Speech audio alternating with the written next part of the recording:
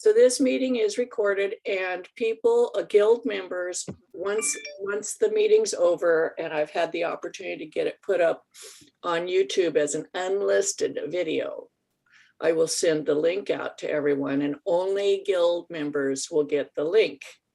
So it's a private YouTube video, but you're welcome to rewatch it if you want. And of course, the people who aren't able to make the guild meeting can watch it at their leisure, and it'll just stay up there. This is the third month in a row that I've done that. And the prior 2 months, we've had more than 50 views of each of the guild meetings. So I think that it is worth putting up for people to watch. But I did ask last month for guild members, if they watched it, to leave a comment. One person left a comment. Oh. Francois left a comment. Francois is good. And Fatima.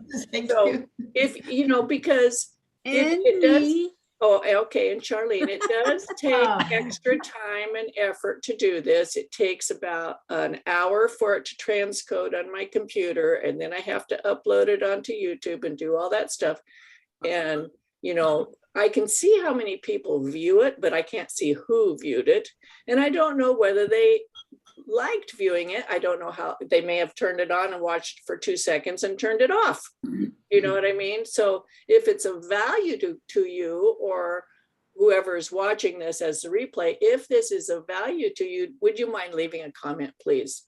That would be helpful. Otherwise, I'll just not do it anymore. So it needs to be of value to the guild members. So this is October, our guild meeting for October. Our guest today is Julie Knits in Paris. She's going to be coming on at 10:30, and she'll talk for about an hour. I don't know if you had a chance to check out any of the links that I sent in the email, but I think you're going to really enjoy her presentation. Her work is very inspiring, very cheerful, makes you happy. And I like that kind of knitting. I'm the guild president. The vice president this year, when we did our elections, excuse me, is Maria Oot, and she'll be on here shortly. The secretary is Mary Morgan Harris. You want to wave, Mary? Hey, Mary. Mary is the secretary. Debbie Newland. Debbie, you want to wave? Debbie is our treasurer. Our directors at large are Jackie Rickles, Judy Joyce, and Renee. Where's Renee this morning? I don't know. Is Renee here? Can someone text Renee? And we have our Sunshine Committee person is Mary Morgan Harris, and we appreciate her so much. Our social website person is Cindy McBride. Say hello, Cindy. Hello, I am here. Okay, I want to make sure I had unmuted myself. Okay. But- Our hospitality in the event that we ever start meeting again in person is Pam Newfield and Janie Ryland. Pam, you want to wave, and Janie's on vacation at a wedding over in Santa Barbara. Yeah. Our retreat committee, it will probably be different for next year. And we have a new fair chairperson who volunteered, and that is Barbara. Barbara, can you wave your hand? Where is she? Oh, there's Barbara. She was on there a minute ago. Well, she's down there with the patio showing. Oh, okay. Hi, Barbara's patio. Hi, Barbara's patio. Barbara has volunteered to be the chairperson for the fair, and that is excuse me, I have to get a drink. That is the type of position where you delegate work to other people, and we need all the help at the fair. The fair just ended, and I do believe it turned out pretty nice this year, although it was very short notice that we even knew we were going to have a fair this year, but we were able to put up a lot of knitting for our knitting exhibit. And we have a new, the fair actually has a new chairperson that works for the fair, not the guild. Her name is Christina. I think she did an outstanding job for her first year, and we look forward to working with her more again next year. So it came together pretty good. The Guild gives an award every year to a person for excellence in knitting. And that goes to anyone who enters at the fair. It does not necessarily go to a Guild member. So after we put up the display for the entrance for them to be judged for the fair, the crew of us who do that, we walk around and look at all the knitting. And we kind of made a unanimous decision this year that Jackie Ingstrom, who's also on vacation today, was the winner. And she gets a really nice certificate from the Guild. It's really pretty. It says excellence in knitting. She gets a book of my choosing. She gets a $25 gift certificate, or she gets a Guild membership for the following year and a gift certificate. So when she gets back, those things will be awarded to her. Speaking of Jackie, October is Breast Cancer Awareness Month. And Jackie, of course, is the breast cancer nurse at our local Adventist Health Hospital. And she's kind of the ambassador for Kern County for breast cancer. And she is on vacation today. She's actually returning. They're on their way back to Bakersfield. They're leaving, where they're leaving from is Las Vegas this morning. They've been out doing the national parks thing.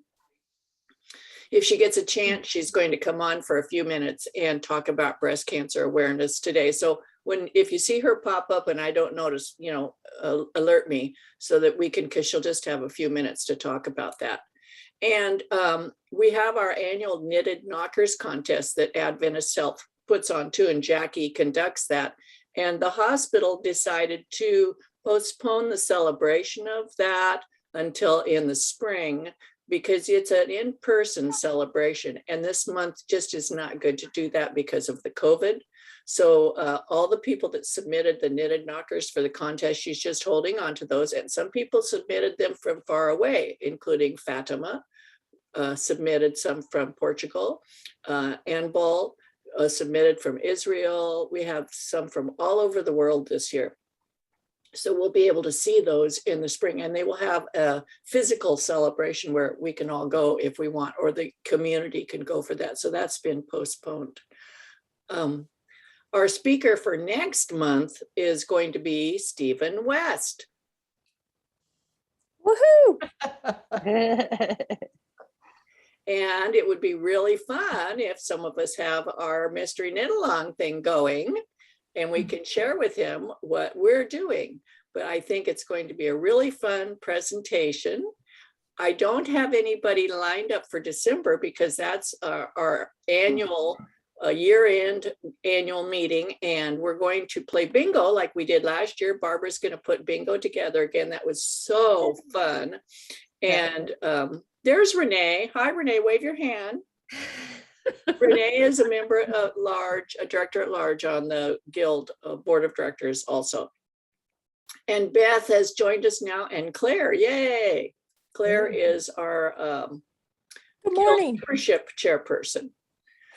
So those are the things that are happening. Then in January, I actually have a person, Christina, the Guild, the lady that did the, not the Guild, the fair lady that put on the needle arts exhibit at the fair this year. She belongs to the Quilters Guild, and she is a phenomenal quilter.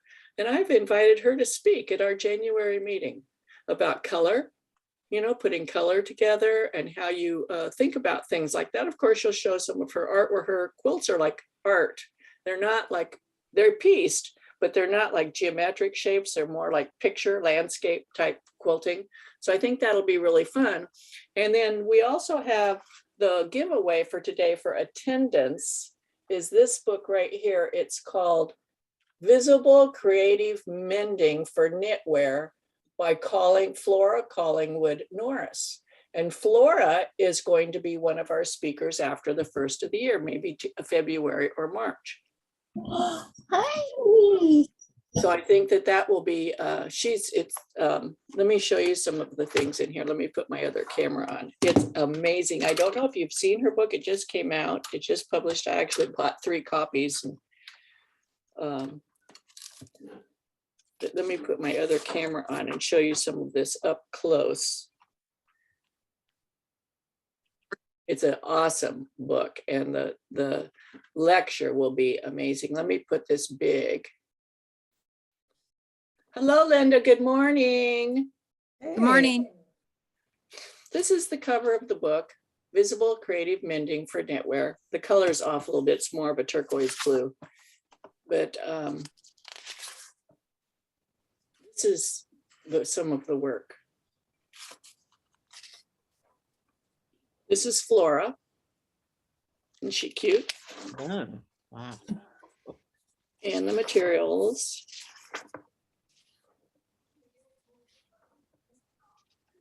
And so she gives you like homework that you can do, and she walks you through the steps of mending. And here's some here. So it's like art.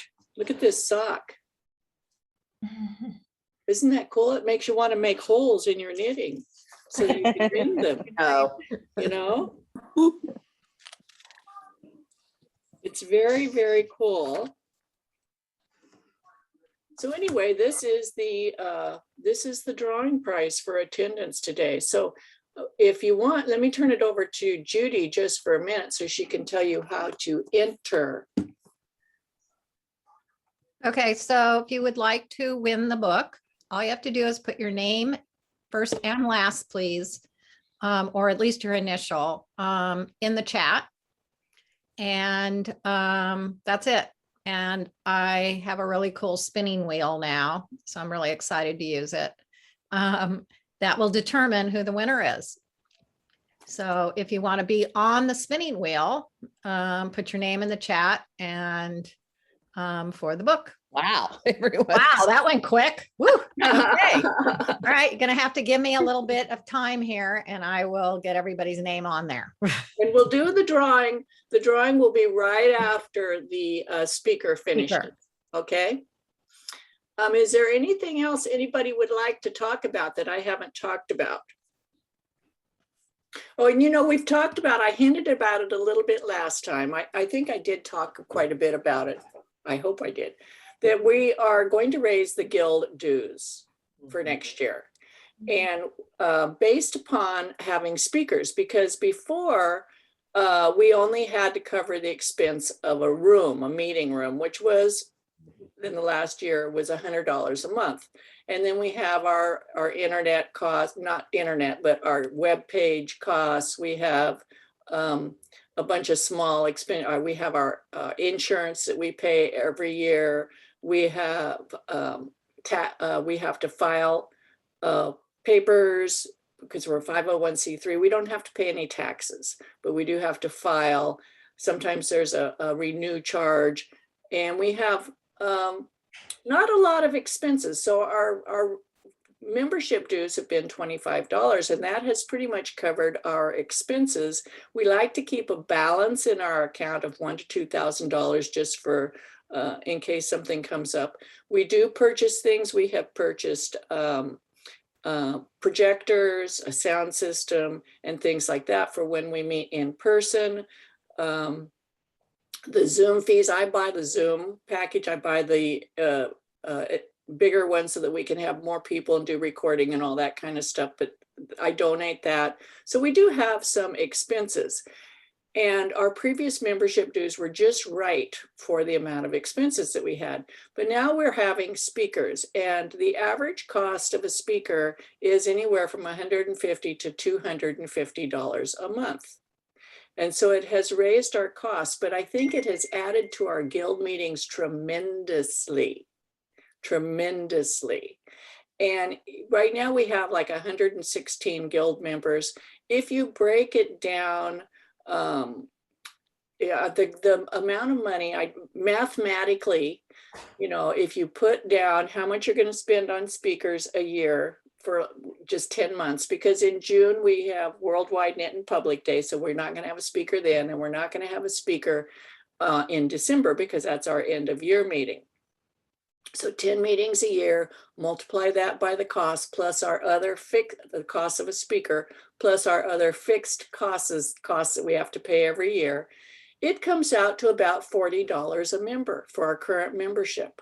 Comes to $40 a member. So if you divide 40 by 12,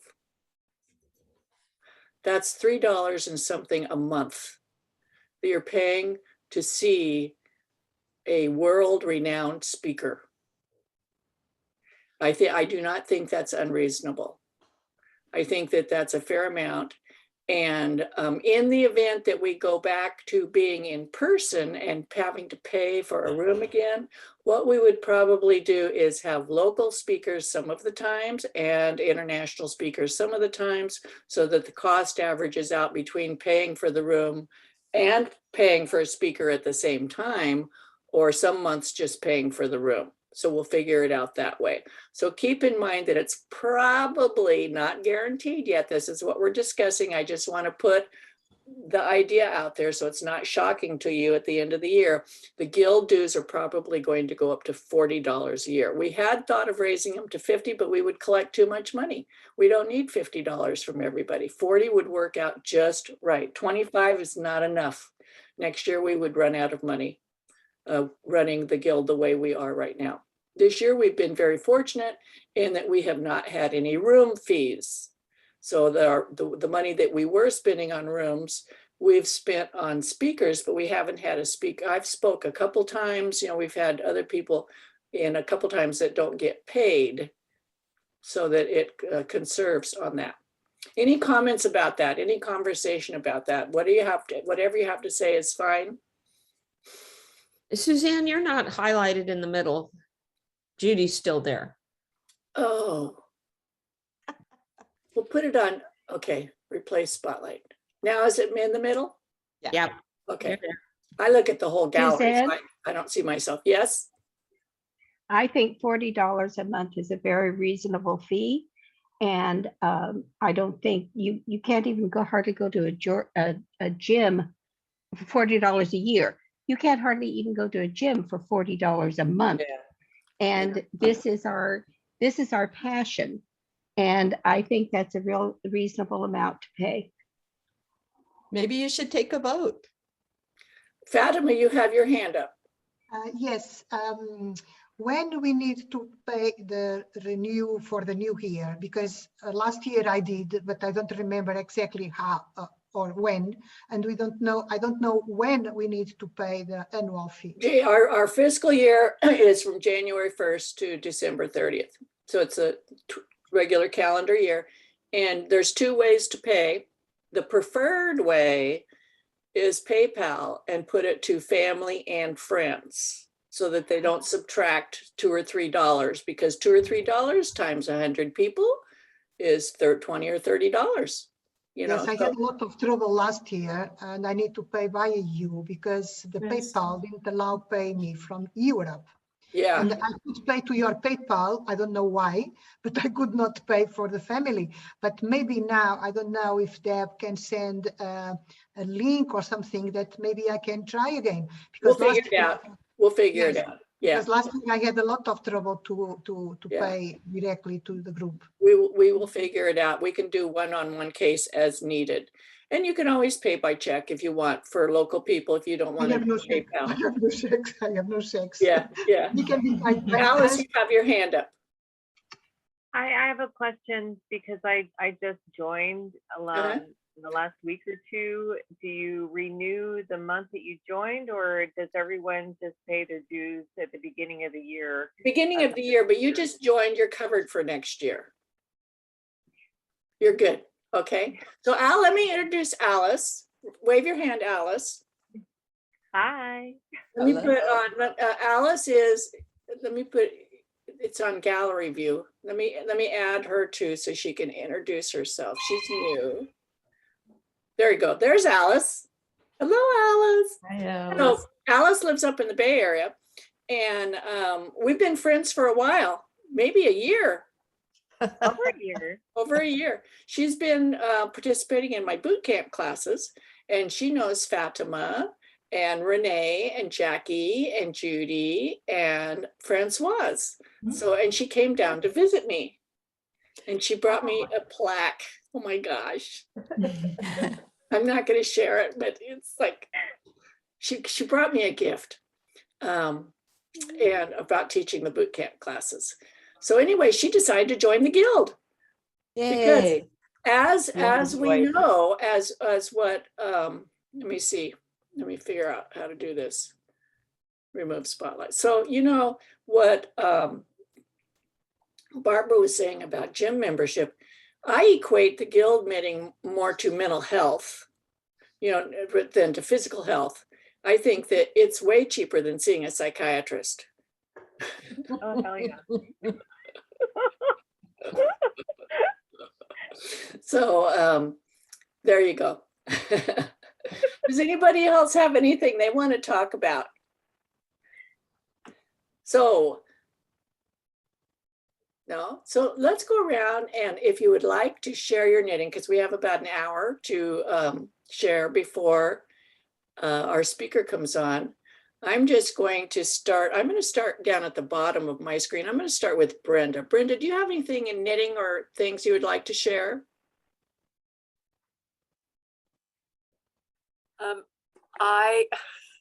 Sorry, I was not ready. Oh, okay, sorry. No, I was gonna go get a skirt, but it's not quite done yet. So maybe I'll put it on next month. I am doing something that has been in my queue for the longest time, Ooh. just turning it right side out because I'm I knitting like it it. inside out. It's color work. Oh, It's a cowl pattern, and don't worry, my neck is not this long. It is going to go around my neck. And it's based on some of the Tudor woodwork yes. for a house in England called Whitewick, WIGHTWICK. So I finally got around to knitting it just in time for winter. Yay. Wow. And so what is the yarn you're using? I am using Drops. It is Drops Flora Uh-huh. in a unicolor. And just in two Did different that colors. say So I alpaca? ordered that from overseas. It's hard to get. And in Is that case anybody alpaca? hasn't seen that wonderful woodwork, there is the house on which it's based. Wow. And so where did you get this pattern?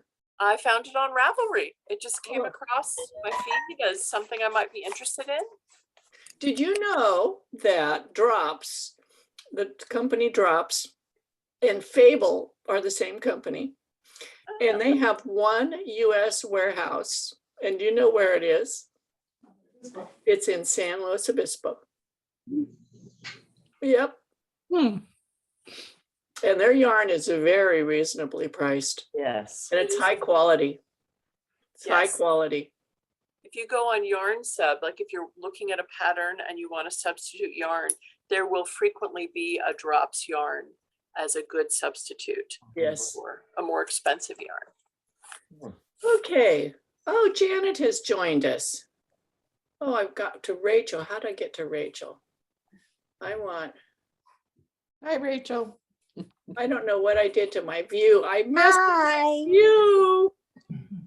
I want side by side. I want remove spotlight. I don't need Rachel in the middle, although I love seeing Rachel. Are you guys just seeing one person right in the middle? Yes. Mhm. Yes. Suzanne, I finally finished my hat from your class. Oh, that's the hat. Yes. Very cute. Okay, so you can share your knitting, Rachel. It's your turn to share. This is my hat that I started, I don't know how many years ago in Suzanne's knitting class. And with the help of my friend Debbie, I finally completed it, and I love it. It looks wonderful. It's so cute. Cute. Nice and warm. So nice and warm. So Beth, do you have anything you would like to share? Beth Berktold? Oh, hi. We still have Rachel on the center. I know, I don't know what's going on with my screen. Standard, I've got standard, but then I want gallery. I lost the gallery thing on my screen. Side by side, swap video. I think it's because Rachel is sharing. No, Or maybe you have it on full. I don't have gallery anymore either. Because So- I have Rachel in the middle screen, and then I have Beth in my top right screen now. I think Suzanne, I think you need to exit full screen. Yeah. I'm not on full screen. Maybe, well, okay. This is full. I don't screen. have gallery either. I don't have Gallery I went just away. checked. It just went away. I have swap video and shared screen. When I look at the top of my screen, it says you were viewing Rachel's iPhone screen. And all the active speakers now. There you go. There we go. I hit stop on my Yeah, phone. now and we're back to it went normal. I think Zoom was having a little bit of a glitch right there. That was a Zoom glitch. Okay, Beth, you're not ready to share? No, unless it's my bags full of works in progress. Okay, Jackie, do you have anything you would like to share? Me? Jackie Rickles. Oh. Not really. The socks I was making, I'm done. No, I'm okay. Okay, so Renee, you finished your socks? Yeah, Yay! but I have to weave in the end. I have to try them on Adam one more time. Okay, But they're done. good. Thank Yay! God. Yes, the elephant socks. Yeah. Yes, Well, I call them the Sasquatch Yeah. socks because so Renee, what would you like to share? Oh, Muted. Okay. I'm just working on the sock that I did that's still on the oh, is that pretty? The Argyle. Very the nice. little baby sock for the sock class. Very Nice. cute. Sabrina, do you have anything that you would like to share? There, okay. I've just been working on little things. I'll show what I did for knitting boot camp, the sock boot camp. Okay. This was the basic one that we had. And that I was able to handle really Very well. cute. And this is the, Oh, how cute. that's probably the hardest things I've ever done. Yes. it's beautiful. That's why I said, if you can knit that little sock, you can knit anything. Mm-hmm. There's a lot to it, isn't there? Yes, and there's even like, we didn't have detail by detail of how to do the, the lines, the flap parts. So there was a little bit of figuring out on that, Yes. but Yes. managed.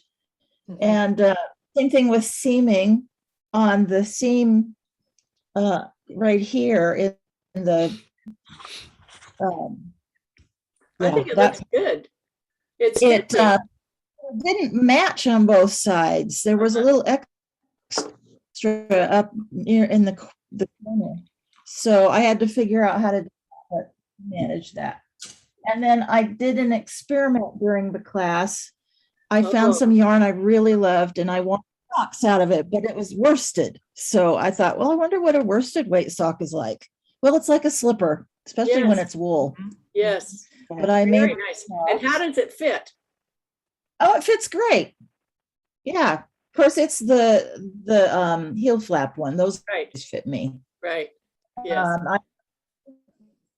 I'm doing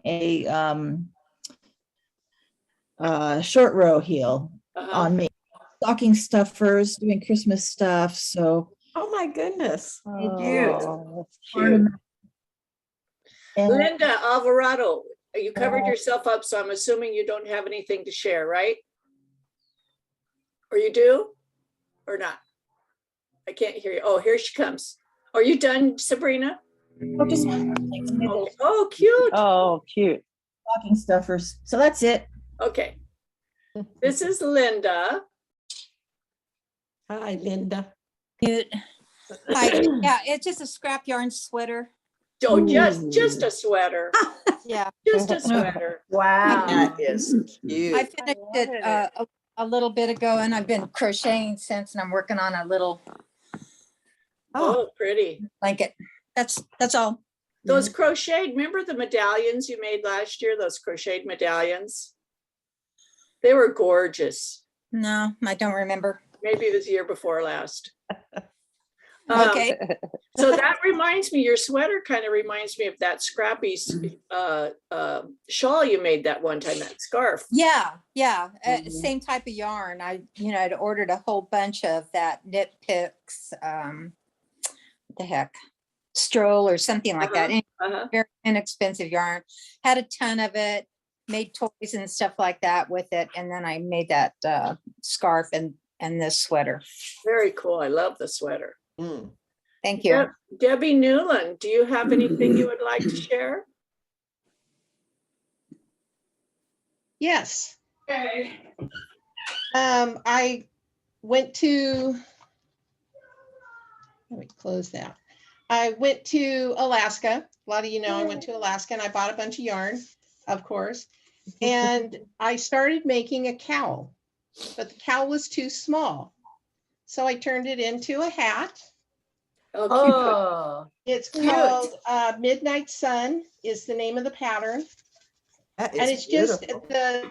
the variations come from because through the whole thing I knit with 2 yarns. And then you switch. So sometimes you're using 2 yarns of the same color, and then you use the next color and just work your way up. So then I'm thinking, okay, well, I want to do something fun for the back of the hat. So I made these little doodahs. Doodahs. Cute. To They're just attach cute. to the top of the hat. Very cute. That's a Charles, little Charles Gandy Yeah. kind of thing. But anyway, this is my cowl turned into a hat. Very cool. Cute. You could call it a chat. Yeah. Cowl hat. Beth Arner, do you have anything you want to share? Or do you have more, Debbie? No, that's all I'm going to share right now. Okay, so let me put a Beth up here. She's always got something beautiful on her needles. This actually is a test knit for Isabel Kramer. It should be out next month or so. Using Rowan felted tweed. A little bit lower contrast than I normally do with color work, but I kind of like it. I do too. How do you like working with the Rowan felted tweed yarn? I've used it a couple of different times. I like it, especially after blocking. Oh yeah. They call it a DK. They call it a DK weight, but it's somewhere between sport and DK, I think. Right. But I do want to show you one more thing. My daughter is having twins next month.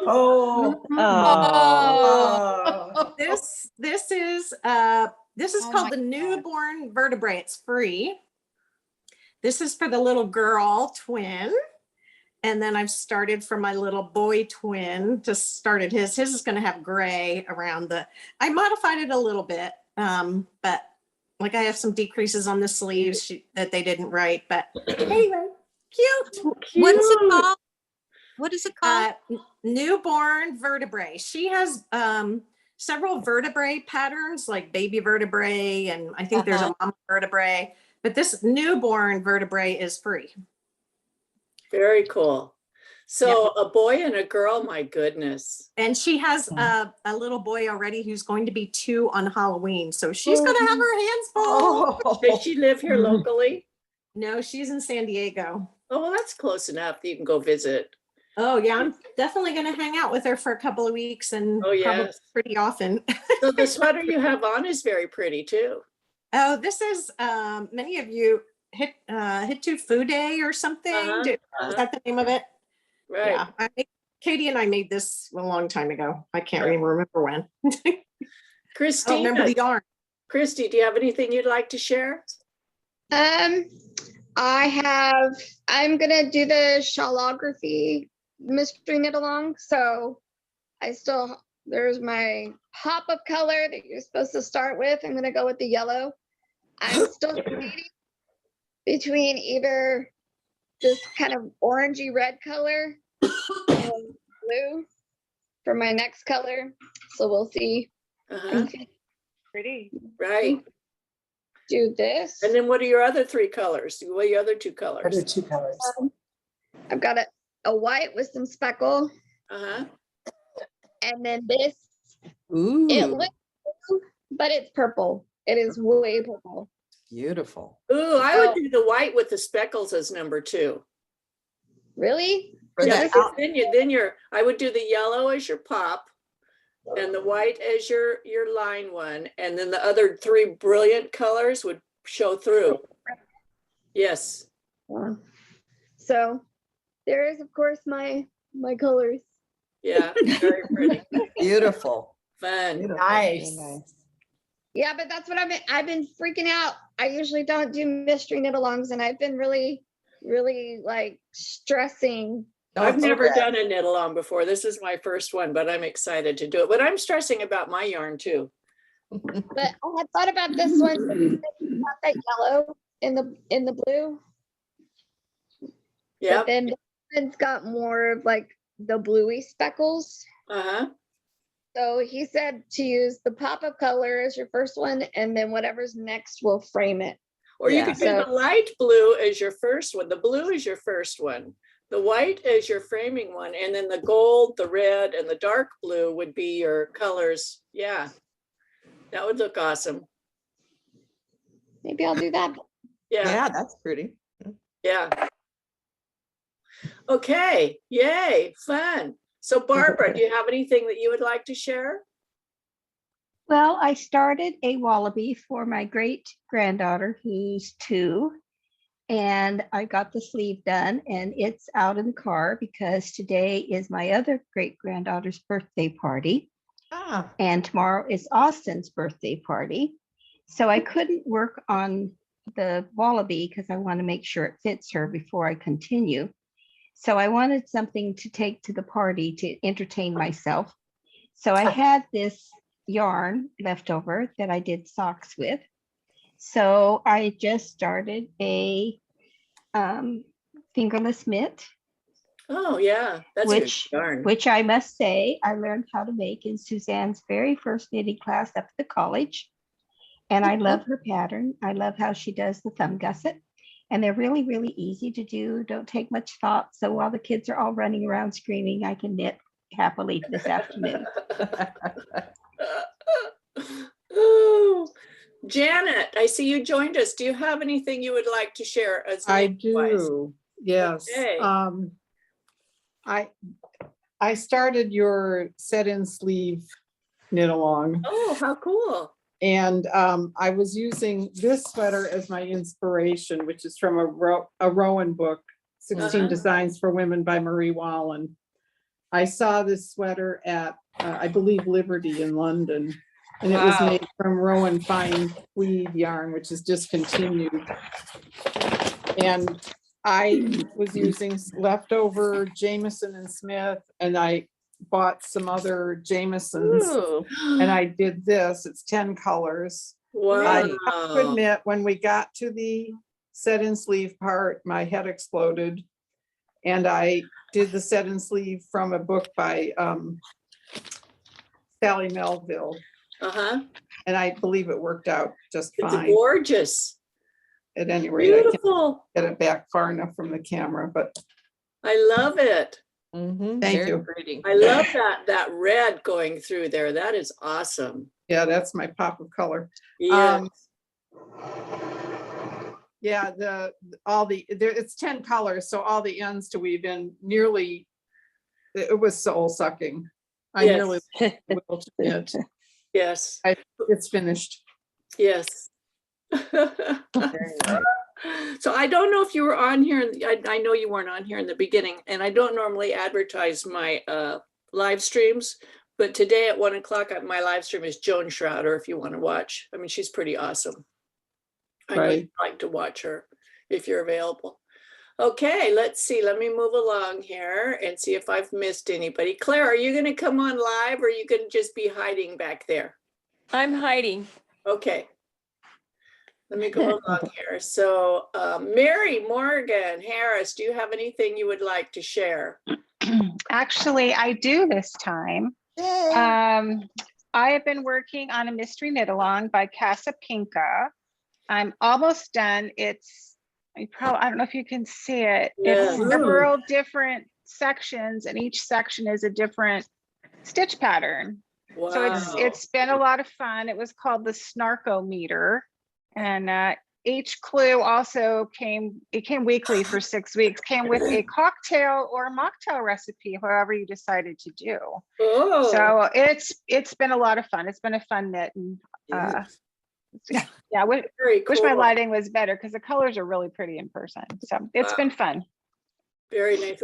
When we can get back in person again, we'll have to have a fashion show. And have everybody bring all the stuff that we've missed seeing in person so we can parade it around and look at it. Beautiful. Charlie, do you have something you would like to share? It's nice to see you today. Not Charlene, Charlie. Charlene, you're next. I do. I have, I've recently finished a summer sorrel. Ooh. So it is a fingering weight, and it has a really interesting, it's hard to see, my camera is not great, but a really interesting pattern, like a stitch that you do that sticks out, and then everything else is reverse stocking knit. Wow. So, and short sleeves. Very cute. And what's the yarn you made that from? It is spun right round and just their sock yarn. Is it wool? It is, yes. Very pretty. Very pretty. So not really summer, but right. Well, not for here anyway. Yes, exactly. Mostly the rest of the year. Yeah. Charlene, you're up next. Still working on my my sweater, my sis. Almost though, sleeves are done. I've had to knit and unknit that thing to get finished with the gray yarn, but you know, it is what it is now. So it's just going to get sewn together. In the meantime, I had never done mosaic knitting, and I got some yarn from, I guess, China. Nancy Tan bought some, and so I went and got 4 skeins of blue. This is actually blue, and then it said rust, but it's kind of gold. So I'm doing Melanie Berg's Midnight in Berlin. I get her emails, and so sometimes she highlights a pattern and you get 20% off on Ravelry. So anyway, I'm starting to the part where it's going to be striped. So that is stunning. Yeah, back, you know, we want to be sure probably it doesn't flip over too much, but wow. So anyway, this is 100% cashmere yarn, and it's I have a cat on my lap here. Yeah. Hang on. Get down. Ouch. Anyway, it's got a little thread that goes along with it. They call it for strength. So there's actually 4 threads I'm dealing with here and slipping stitches, and so I have to be a little bit careful. But anyway, this is my in the meantime. But the sweater, the second sleeve is drying today, so hopefully I'll get my sweater done. I can't wait to see what it looks like. Okay, Pam, do you have anything you would like to share? Yes, I'm working on the second sock. Oh, cute. Cute. Ooh. Oops, upside down. Sorry about that. It's something I can do while I'm listening to you guys, because if I have to concentrate, I make too many mistakes. Yes, yeah, that happens. Amanda, would you like to share something? Yes, I finished a pair of socks last night. Wow. These are just for my everything. Oh, cute. But the yarn is from Dream in Color. It's their smushy sock yarn. That's pretty. And it's got a lot of fun That's purples pretty. and blues and blues in it. Is that a Christmas gift? No, it's just because. But the fun thing about the sock yarn is because of how it dyed, I started knitting, they're 2 at a time, and I started knitting 1 from each end. If you look at the bottoms of the socks, they don't match. Right. So I had to split the ball in 2 and start from the middle and knit from the top down, so the tops match, but the feet don't. So as long as the feet don't. Nobody's going to see the bottoms. Yeah. They're not, you just tell people you didn't intend for them to match, you know? Yes, they're just You siblings. know which foot's right or left. Right, right. So Deb Henson, I don't have anything. nothing? Okay, let me see who's after Deb. Lisa, do you have anything you'd like to share? Only that I have moved. And so I spent September packing, and now we're in our new place. We're actually moved to an apartment, which is interesting when you're used to living in a house. And I got some wonderful purple yarn. Yeah. From a place in Santa Rosa where my son is going to school called Castaway, which I thought was kind of a neat name for a yarn shop. Yes. And I'm going to, it's cotton, so I'm going to make some face cloths out of it, except I grabbed the wrong crochet hook. And at this point, I have no idea where my crochet hooks are. So I'm just going to listen today. You're still in Bakersfield, right? Yes, we still are. Okay. And actually, I'm in an apartment with a recreation hall. And so, you know, we can probably do some events or some things, or a meetup there. So yes, when we can start being safe again. we can be together again. Yes. Very cool. Thank you. You're welcome. Vicki, do you have anything you'd like to share? I've been working on this shawl. Oh. It's a Raina shawl. Pretty. Oh, yes. And it's a lace weight yarn. So I've been doing it 2 strands. So very pretty. Love the way that you're doing that. That's a very popular shawl. I think it's fun. It is. Yeah, it's fun to do. People like to knit it. Okay, Francoise, what would you like to share? I have finished a scarf. Oh, beautiful. Oh, that's pretty. Hi. It's for my grandson. Oh, very pretty. Beautiful. And I'm beginning my Franco sweater. I'm just at the beginning. oh my goodness. That's beautiful. Wow. The planning part was the hard part. Yes, and I begin and ripped out and begin 3 times. Yeah, 3 times. But now I hope it's the good time. Yes, this is the final. The others were the practice. Yes. That's Alice. Alice, do you have anything you would like to share? Sure. Suzanne, you actually saw this one when I was visiting with you. I'm a very slow knitter. This is my slowly coming along shawl. This is Angela Squishy, the Juniper Spur, and this is my very first shawl working in garter stitch. So pretty. It's just very pretty. This is going to be fringe on the end, and then I'll add more fringe, I think. Is that the Zandy Peters one? Who's the designer? The designer, you think she'd put her name right on the front? Where's her? Taiga Hilliard. Oh, yes, I'm sorry. Yeah. Very pretty. So it's going, you've got the stockinette on one side, right? Oh, and the garter stitch on the other side, right? There's stockinette along the edge, and that's going to turn into the fringe.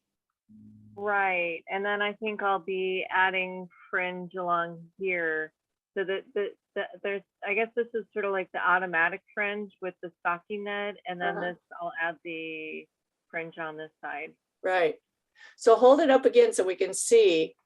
So see where there's stockinette to the right of your screen, that there's a twisted stitch there, a line of twisted stitching, and then all that stockinette is going to be cut at the edge and turns into fringe.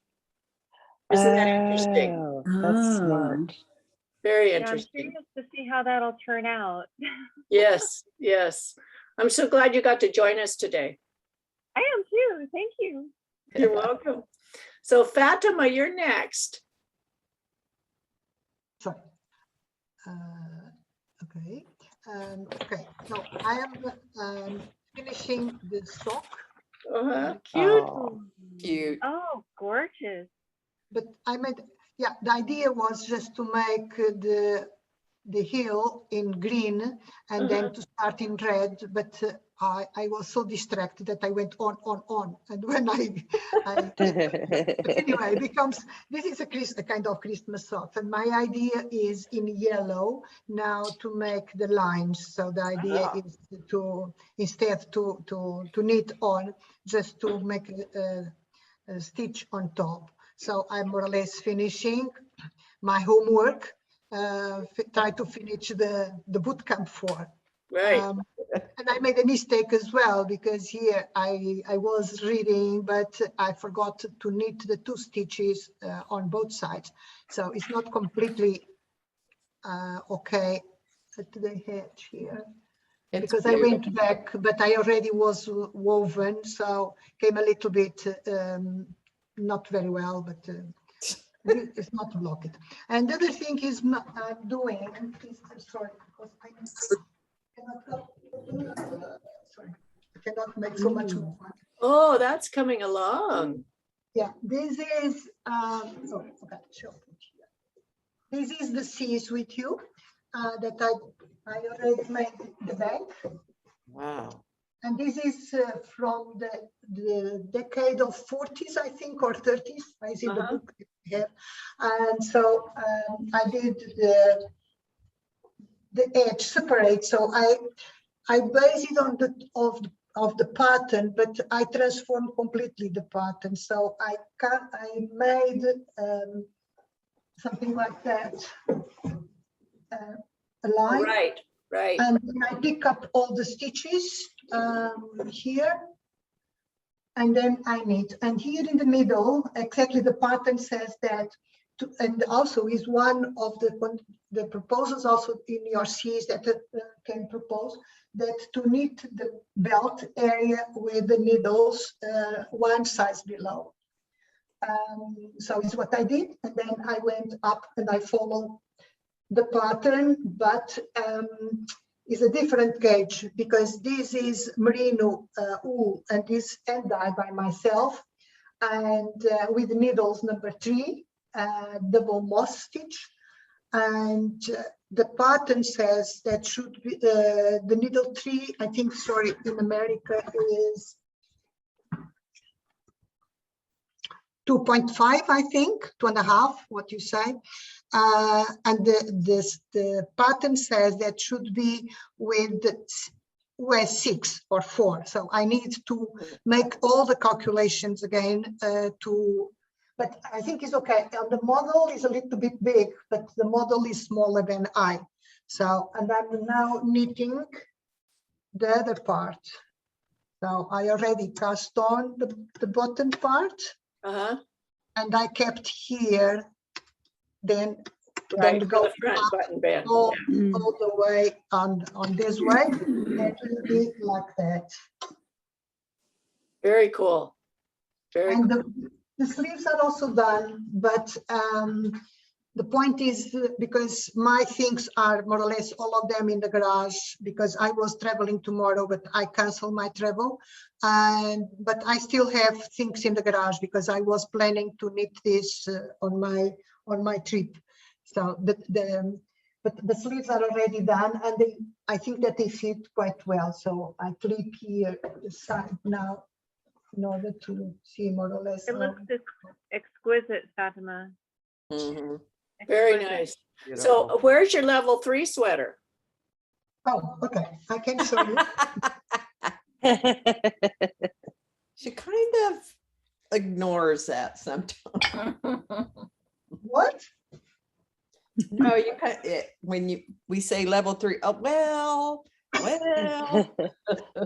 This was also something to do on my out because I finished to knit more or less everything, only the collar, and this is the front.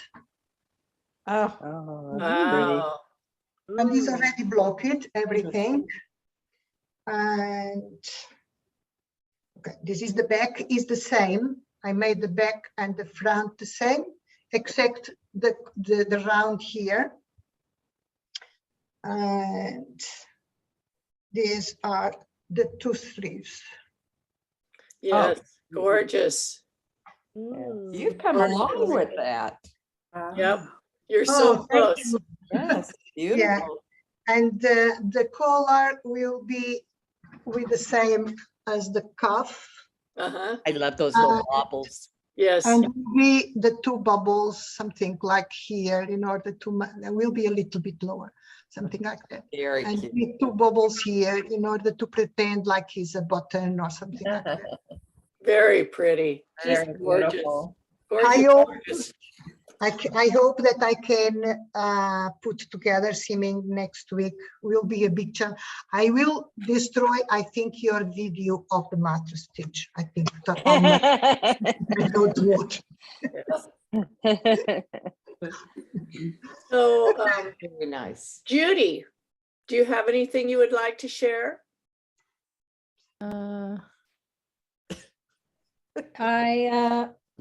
I'm working on some socks. Cute. Very pretty. And then I have my Stephen West that I'm working on the colors for which ones I want to use and stuff. So Beautiful. Very cool.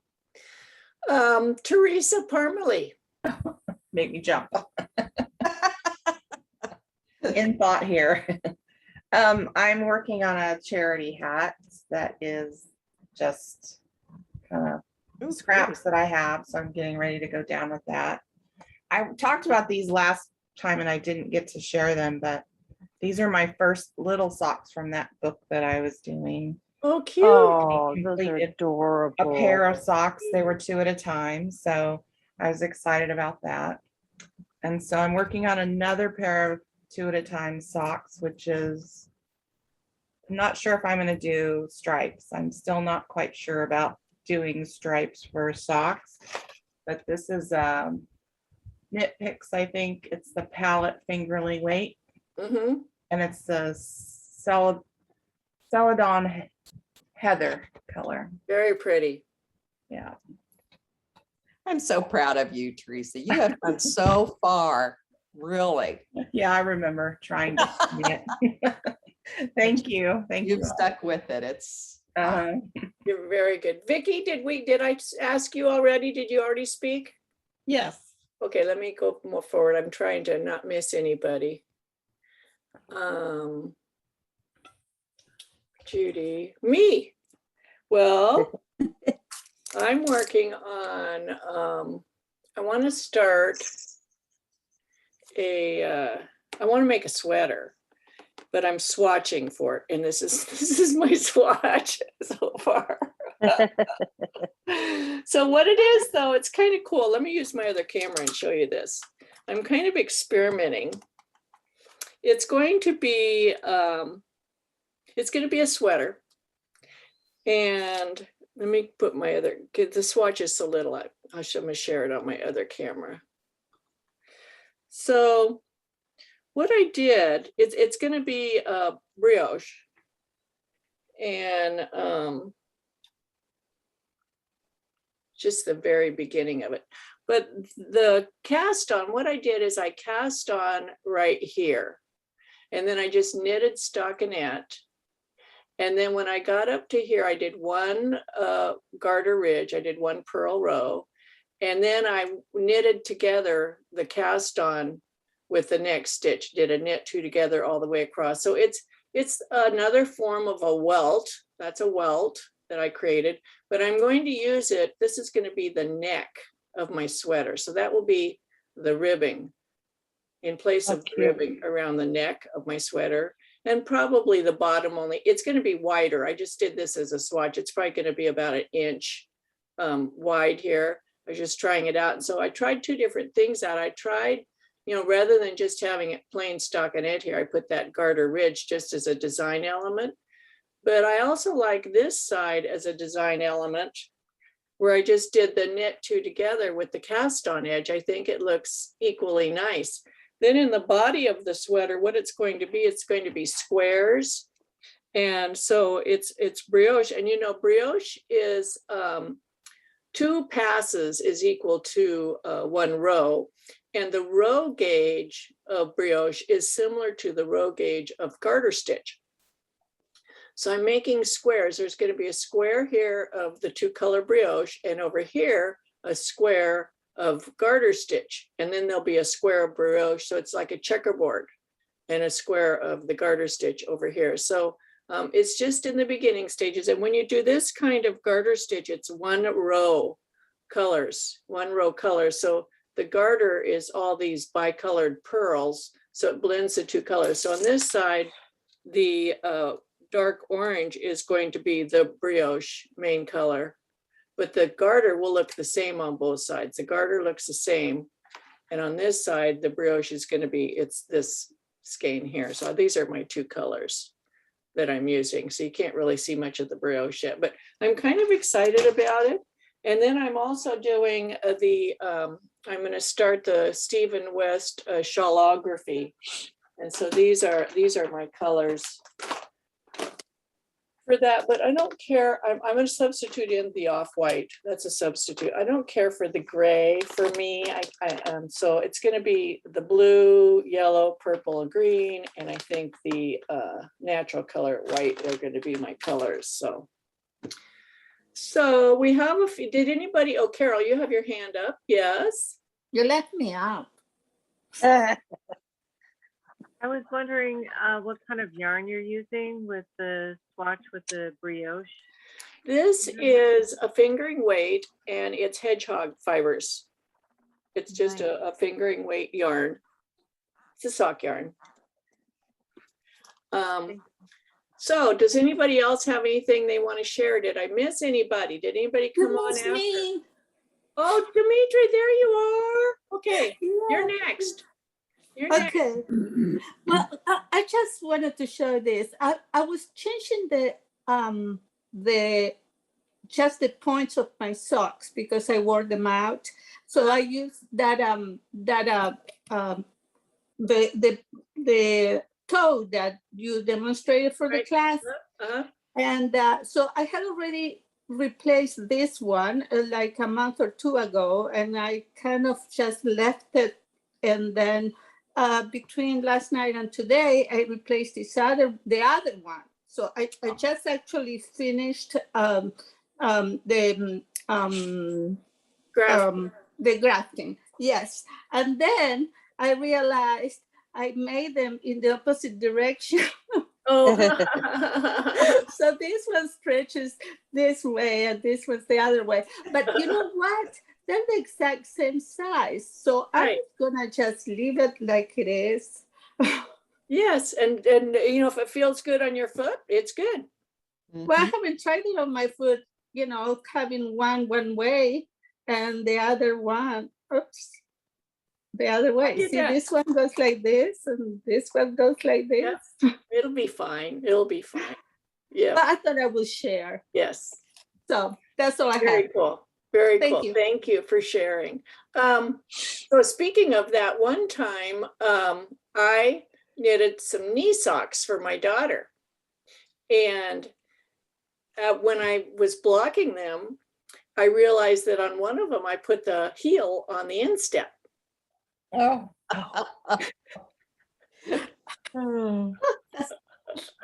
So they had calf shaping. So it wasn't like you could just say, okay, the heel could go on either side because I had calf shaping. They were knee socks. So the calf shaping was back here, but the heel was out here. Oh, needless to say, that had to be redone. So anybody else have anything else they would like to talk about? We've got a few more minutes before our speaker comes on. Elizabeth, I see you're on here now. Yay. Oh, and Maria, do you have any knitting you'd like to share? Sure, sure. Let me move my, I don't know if this is better or worse. Right now I'm working on a re-release test knit for the Julissa sweater by Vanessa Smith Designs. Wow. Oh, that's pretty. So it'll be a 3/4 sleeve. So down the sleeve is cable. I don't know if you can see that very well. Yes, yes. And then the Very front is kind of a lace and the back is just plain. But because That's beautiful. it's in worsted, it goes by actually pretty quickly. So I'm pretty excited about that. So kind of fun. See the top of the sleeve where it goes into the neckline, the cable. Now she did that. She did that nicely. That looks good. Yeah, I kind of checked out for the flare, you know, to see if I needed to do something. I went ahead and followed her pattern, but when I block it, I'll probably make sure that that doesn't pull apart right there. Yep, yep. Beautiful, beautiful work. Thank you. Did I miss anybody else? Let me look and see who was all on here. See if I missed anybody. Okay, so we have a few minutes to talk. Suzanne? Yes? Could Judy show a cover of that book again, just in case I don't win it? Oh, yeah. Let me show you the book again. Let me put me in the center. Make sure to put your name in the chat if you want to win it. Oh, I did, but I have my doubts I'll win it. It's a random spinning wheel this time. Invisible Creative Mending. I got it. Mending for knitwear. Got it. Visible, so you want to see it. Yes. Oh. Yes. Yeah. Yes, and so she's got some little pictures. See the little Yeah. here, and right. It's like embellishing your knitting. It's very cool. Anybody else have anything they'd like to talk about, or any questions or suggestions for speakers for next year? Topics, things you'd like to learn about? I'd like to have Charles Gandy visit us again. We haven't visited with him for quite some time. That would be fun, yes. I always like having Charles. We could maybe think about having him join us for our December meeting, maybe. We'll see. I would love that. That would be so much fun. Yes. He's a lot of fun. Maybe he could donate one of his knitted things as one of the main prizes, as the big prize. Oh, yeah. Or one of his books. There you go. The embellished sock. Yeah. I'll talk to him. Anything else? Silence. So I really don't have time to do the Stephen West knit along, but that's not stopping me from looking at colors. Okay, let's see what you got. So I've pulled out these. Oh, nice. I've got a yellow, a blue, an orange, sort of an orangey yellow. It looks pink on the camera, but it's orange, kind of a rusty yellow orange. And then I've got this one that's got orange and blue and brown in it. Mm-hmm. Very pretty. But then I need a fifth color. Yes. That's pretty. I like that And you so say you're too busy, you guys. Some of us are. Oh, There you black go. would look good. Yeah, that look awesome. This is actually kind of a brownish green. It's called Cactus. Uh-huh. I think it yeah. would work. But I think then that would be perfect. the other one I just found, and I wasn't.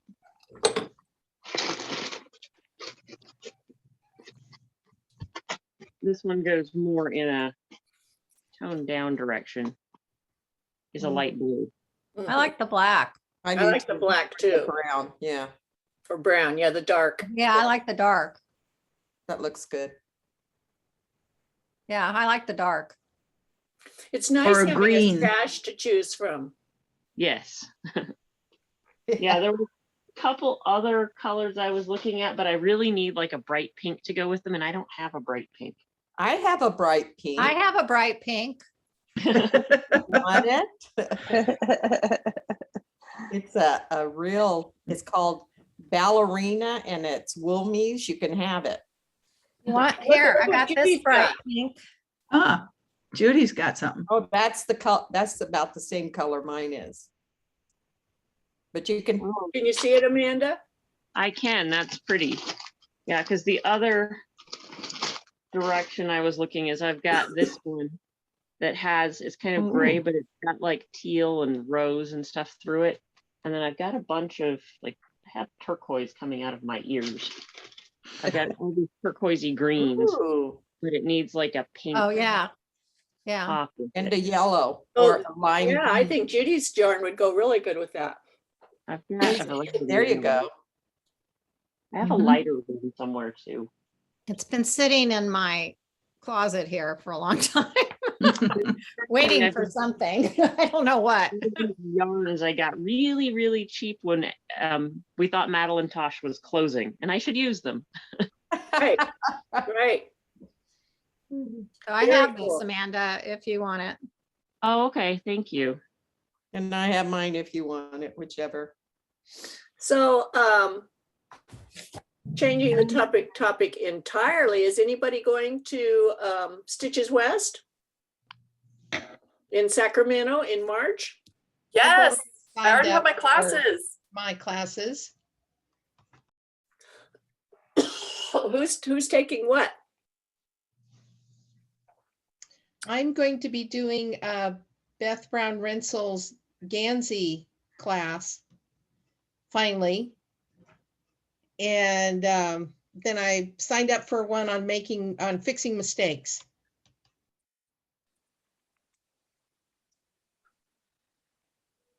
Anybody else?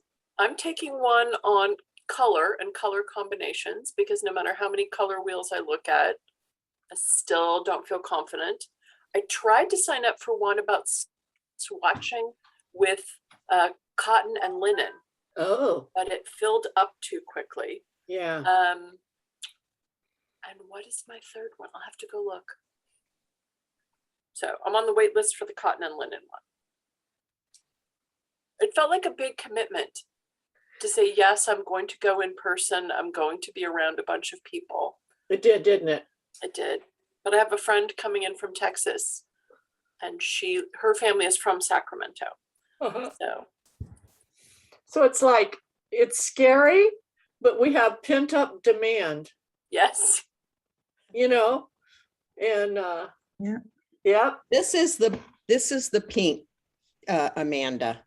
See, it's Ooh. almost this, it's Wilmies. Oh, can you see that color? It's pretty. It's like bubble gum. Yeah, that's really pretty. Yeah, it's called ballerina. No, this one is tutu. Well, it's close enough to ballerina. Yeah. Same idea. You're welcome if you need it. All right, thanks. I'm not sure I've gotten to the bottom of my stash yet. Do you remember when we had that big stash trade-off thing at Claire's house? That was great. I loved that. We should do I did that again. too. When we can get back together, we'll have to do that again. It was fun. In Yeah, this, that's something we could do at Green my clubhouse. Yes. Oh, there you go. Yay. Are you allowed to have guests? And yes. See, my clubhouse, man, you have to pay if you're going to have anyone. Well, I'm going to talk to the lady because we're a guild and we have our own insurance. And we're And, nonprofit. you know, several of those things, I think maybe, otherwise it's like $100 deposit that I could put down and they'll give it back to me. But, you know, I'm going to talk to the woman. She likes me. And so I'm going to talk to her and see if we wanted to do something like that, regularly or periodically, what could we do? How could we work that out? And I'll tell her we're a bunch of old ladies, even though we aren't a bunch of old ladies. Well, some of us are. And we're responsible for that. Yeah, I just had a birthday. So, you know. Happy birthday. Thank you. I got a nice card from the guild. So. Isn't that fun? It's Yes, so it fun. is. It was like I saw the What the Knit thing and I thought, well, what are they sending out? It's not membership time yet. It's not when I opened it up. It was like, oh, well, that's nice. Yeah. Very good at keeping that up. Yeah, I like it. Well, our guest should be coming on shortly. I'm just going to keep an eye out for her. And did we mention that book club is still meeting on Wednesdays? And oh yeah, let's talk about that. Amanda, you want to talk about book club? Where'd she go? There she is. Hang on, unmute. She's just being quiet. So we are reading The Thursday Murder Club by Richard Osman this month. We just had our first meeting on this book last week. So we are starting at chapter 26 this week, reading chapters 26 through 55, but there's still plenty of time because that's like, I don't know, 80 pages. You should be able to catch up by Wednesday if you want to join us, but it's a really fun book. It's about a bunch of people who live in a retirement community, but spend their time solving unsolved mysteries, except that they finally get presented with a real life murder in their midst. Oh, sounds fun. It is fun. For those, you know, each month I've been trying to send out a newsletter a week or two before the guild meeting. And because I'm sending it to the entire guild, you know, 100 and some people, I think maybe sometimes it might go into your junk mail. Have you guys been getting those emails from me? Yeah. And then I try to send it out again the evening before the guild meeting, just with the Zoom link. So it's easy. So you don't have to try to go back and find the previous email with the Zoom link. Very helpful. Now, can people send information to you that you'll put in the newsletter? Yes. In fact, if you want us to have something added to the newsletter, please send it to me. Okay. And I'll just plug it in. Anything is, you know, that you want to notify the guild of, we can put in there.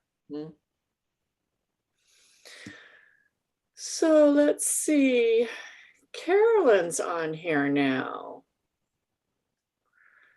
I don't think she shared anything, but I don't see her picture, so maybe she doesn't want to share.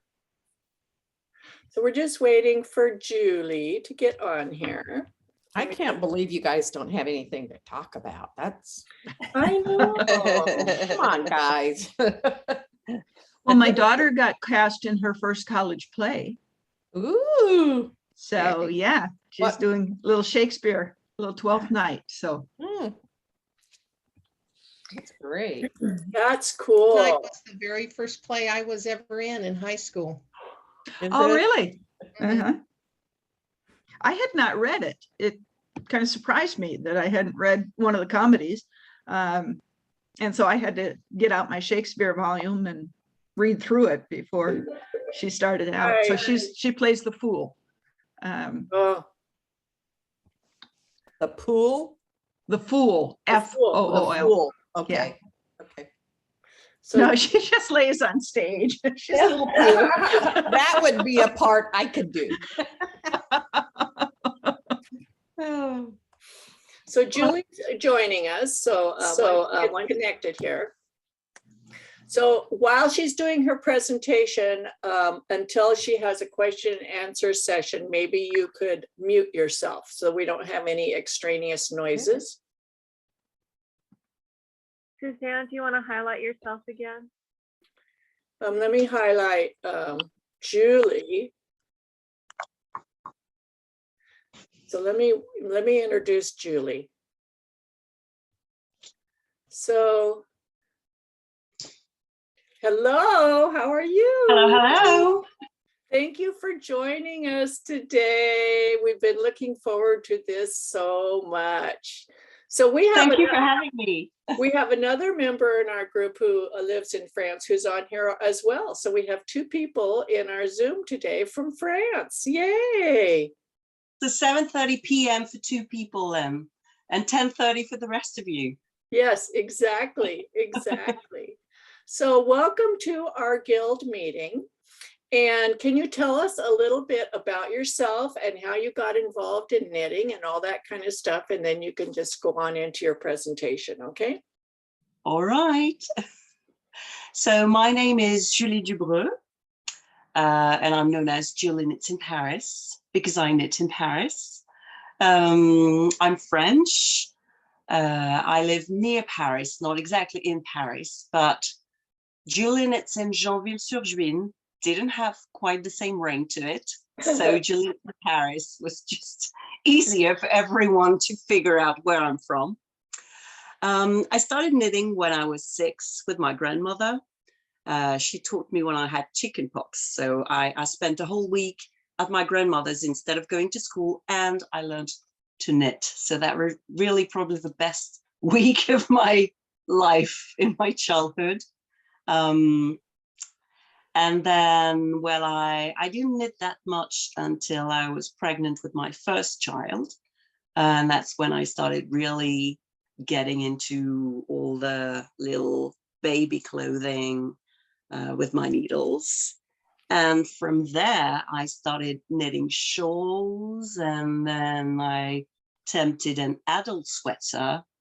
And that's when I also started designing, because, you know, it was just the normal course of my knitting, designing as well.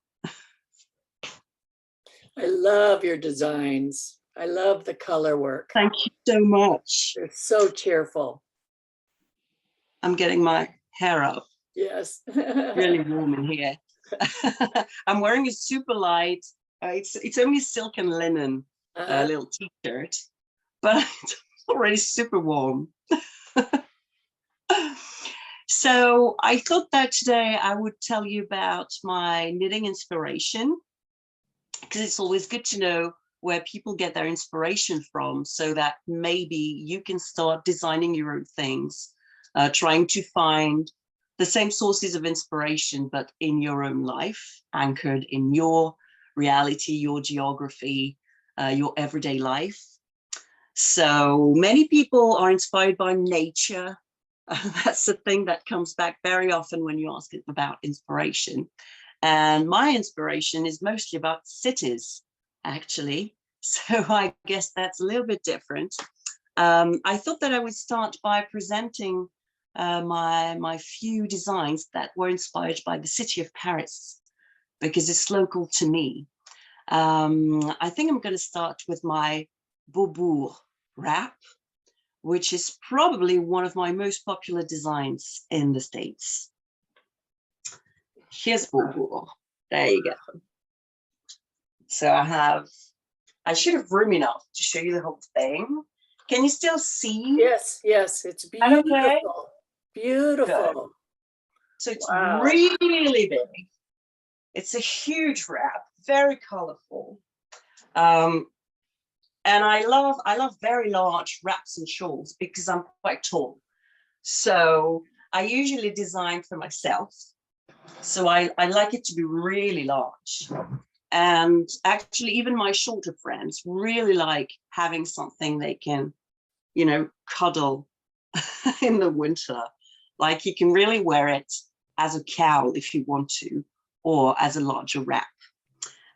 This one was designed, actually, I was asked by Earth Yarns to be their French correspondent, because they had a project where they asked designers from all around the world to design with their new range of yarns. And so they asked me to make a design for them that was about Paris. So I thought, if I design about Paris, people are going to think gray. And maybe, I don't know what idea you have of Paris, but some people have the very modern Arche de la Défense idea of Paris, and other people have the more Baroque, Haussmann, Opéra de Paris idea of Paris. So I decided to go for something unexpected, I think, which was going for color and going for Beaubourg. So I don't know if some of you have been to Paris before. If you have, you might have been to Beaubourg, which is Centre Pompidou. It's right in the heart of Paris. And it's a museum. It's a huge building right in the center of Paris. And it's actually, many people consider it an eyesore because it has very large pipes running all along it from top to bottom, and they're very colorful pipes. So you get this huge block right in the heart of the city where you get all the frilly buildings and the nice looking little things. And it's full of pipes. They're yellow, they're red, they're blue, they're green, everywhere. So this is what I went for, because it's actually one of my favorite spots in the city. Also because it's very close to one of my favorite yarn stores. So, and so they had this range of yarn that is self-striping, nearly. It's a gradient, and it's a rainbow gradient, and that looked very much like Beaubourg. So this figures the pipes that you can see going up the building. And I designed it using brioche stitch at the beginning, and then I went for slipped stitches against a sea of garter stitch, so that you get a little variety in there as well. And you get all from top to bottom. Beautiful. So this is the first of my designs that was inspired by Paris. I also have grey designs inspired by Paris, obviously. I once worked for a collection that was called I Knit Paris, I think. And again, they wanted designs inspired by places in Paris.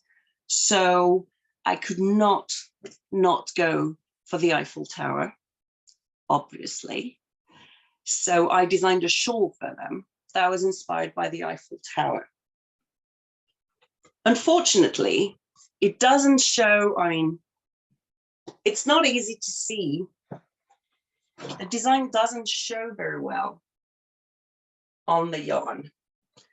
The idea was better on paper than it actually is with the yarn I used. But other people have used different yarn then for it, and it looks much better. But the idea at the beginning was to get the 4 legs of the Eiffel Tower. So you can see the legs here. Mm-hmm. There's a kind of trellis, and you've got 4 of these there. And you've got the shape of the legs as well. You've got this kind of triangle there.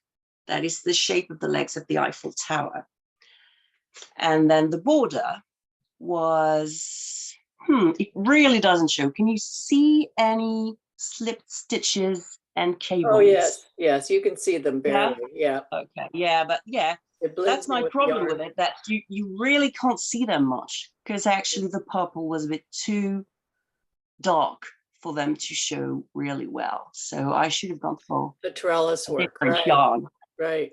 But this is the iron, the cast iron work that you get on the Eiffel Tower, because it's actually, you've got these 4 huge, very heavy legs, and then you've got very sweet arches between the legs that are decorated with cast iron.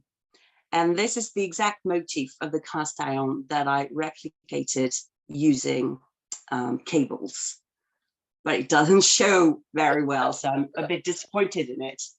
And the thing with the color was actually a conscious choice, because I wanted it to be a gradient, because, I don't know if you know this, the Eiffel Tower is actually painted in a gradient of brown, because the trellis on the tower, on the legs of the tower, is so much more intricate towards the top, that if you have the same exact brown at the bottom and at the top would look much darker than the bottom.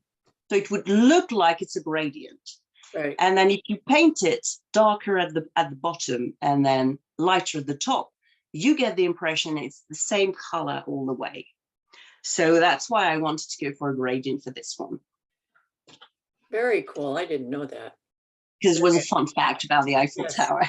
Yes. And this one, this is my Tuileries pullover. This was in the same Paris collection. So there is a very large collar and very tight sleeves that are all 1 by 1 twisted ribbing. And then a nice large body, slightly cropped. And actually I got the idea for this one, thinking of Catherine Deneuve. Does it ring a bell, or is she not known enough in America? I don't know. Say her name again. Catherine Deneuve. She's a very famous French actress. Right, an actress. Yes, I was thinking of a knitter. You know. No, she's a French elegant actress. women on film. She's the same kind of generation of French actors as Gérard Depardieu. Right. So, and well, she's very classy. She is the Parisian woman. Right. And she's always been classy her whole life. She's just perfect all the time. And she was interviewed in Les Tuileries. And she was outside in Les Tuileries, and she was wearing a very fitted, actually, leather jacket in Jardin des Tuileries. And she looked like she was freezing. So I got the idea of this pullover. That is exactly the kind of sweater that she could have worn underneath a fitted leather jacket. Exactly, yes. And then she would have been nice and warm. And also this very high collar is exactly what you need. If you visit Paris and you go to Jardin des Tuileries, there are chairs in there, chairs and armchairs that you can use freely. But obviously they go quite high on your neck. And if you want to be comfortable, you need a very high neck in your clothes so that you can get comfortable and rest comfortably on the chair, because they don't have cushions or anything. Right. So this is for you if you want to visit Paris. Les Tuileries is just outside Le Louvre Museum. So you got a tour of Paris as well. Right, right.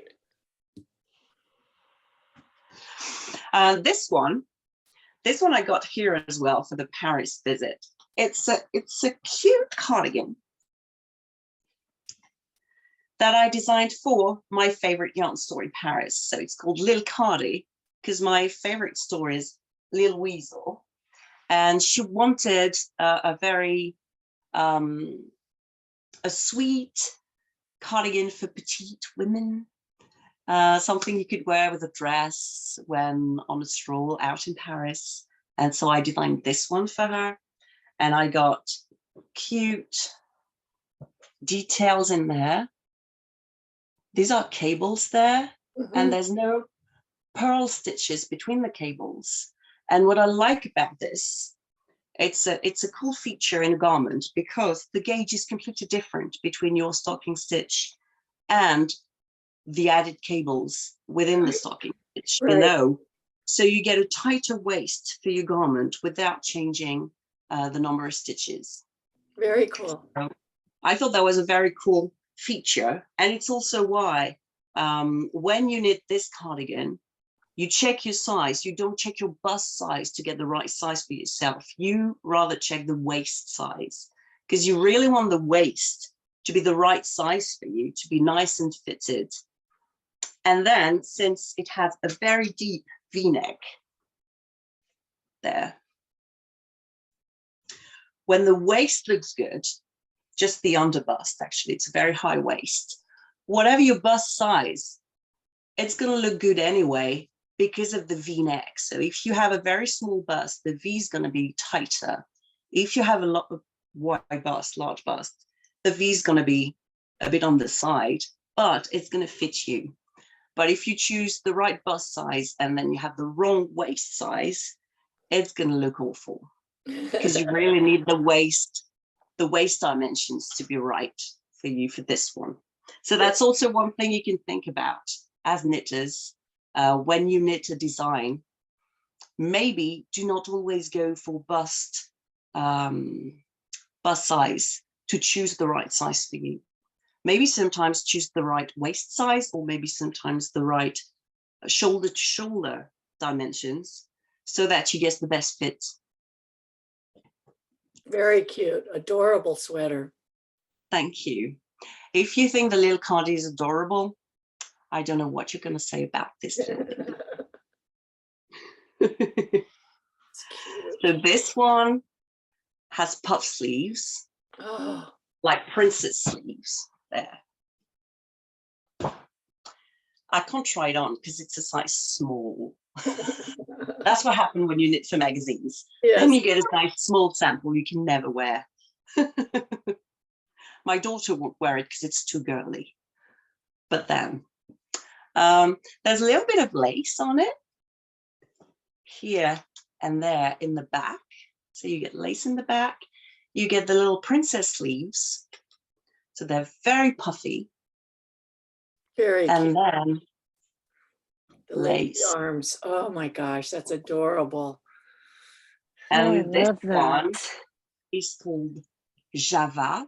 Java is a dance that was danced. It was super popular in the 20s and 30s in France. So along the River Seine, there were outdoors parties organized along the river.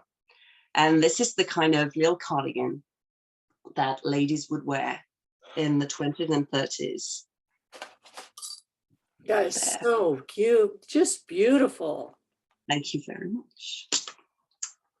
So this one was also for a magazine. It was also supposed to be as Parisian as possible. Because when you're called Juliet in Paris, people ask you for things about Paris all the time. Yes. How about that?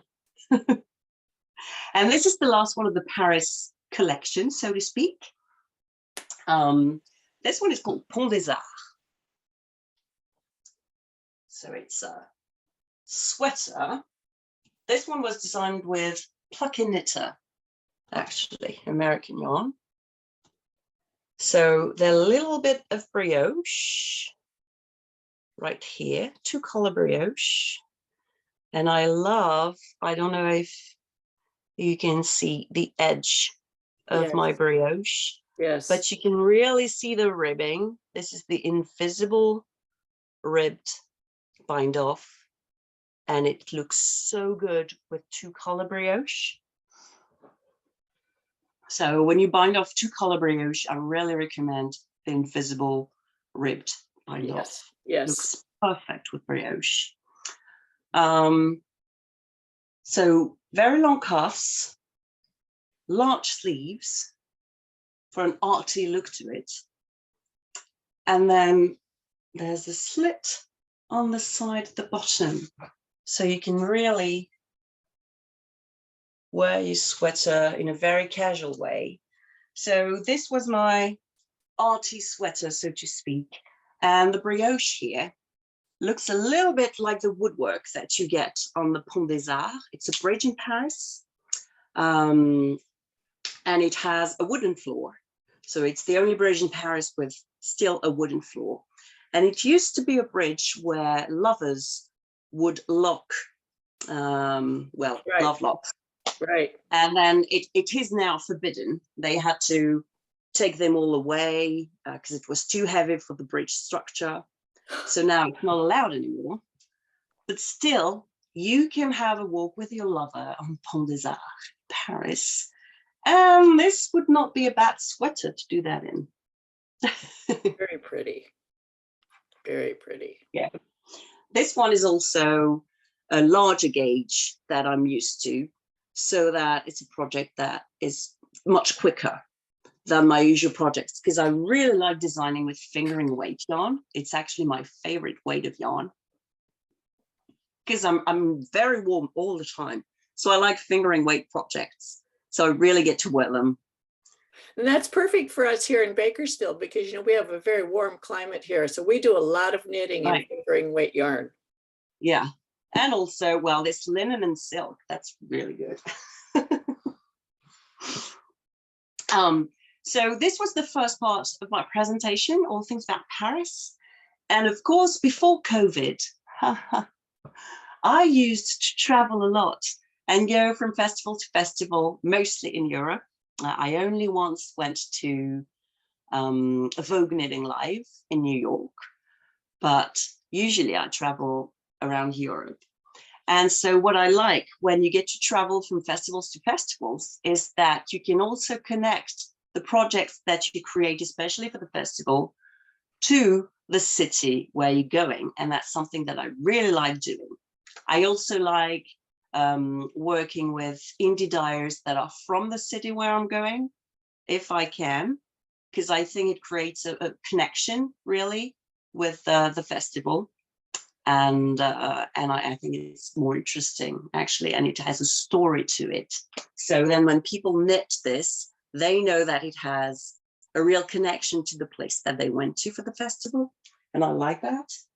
There's Barcelona right here. Barcelona is definitely one of my favorite festival cities. Yes. And I designed this one. This is one of my favorite designs, actually. It's called the Gaudi sweater. And I had Barcelona architect and artist Gaudi in mind when I designed this. So I don't know if you have ever been to Barcelona. Yes. But in Barcelona, there is a garden that is called Park Güell, and also a cathedral that is called La Sagrada Familia. And both were designed by Gaudi, and it's full of colors.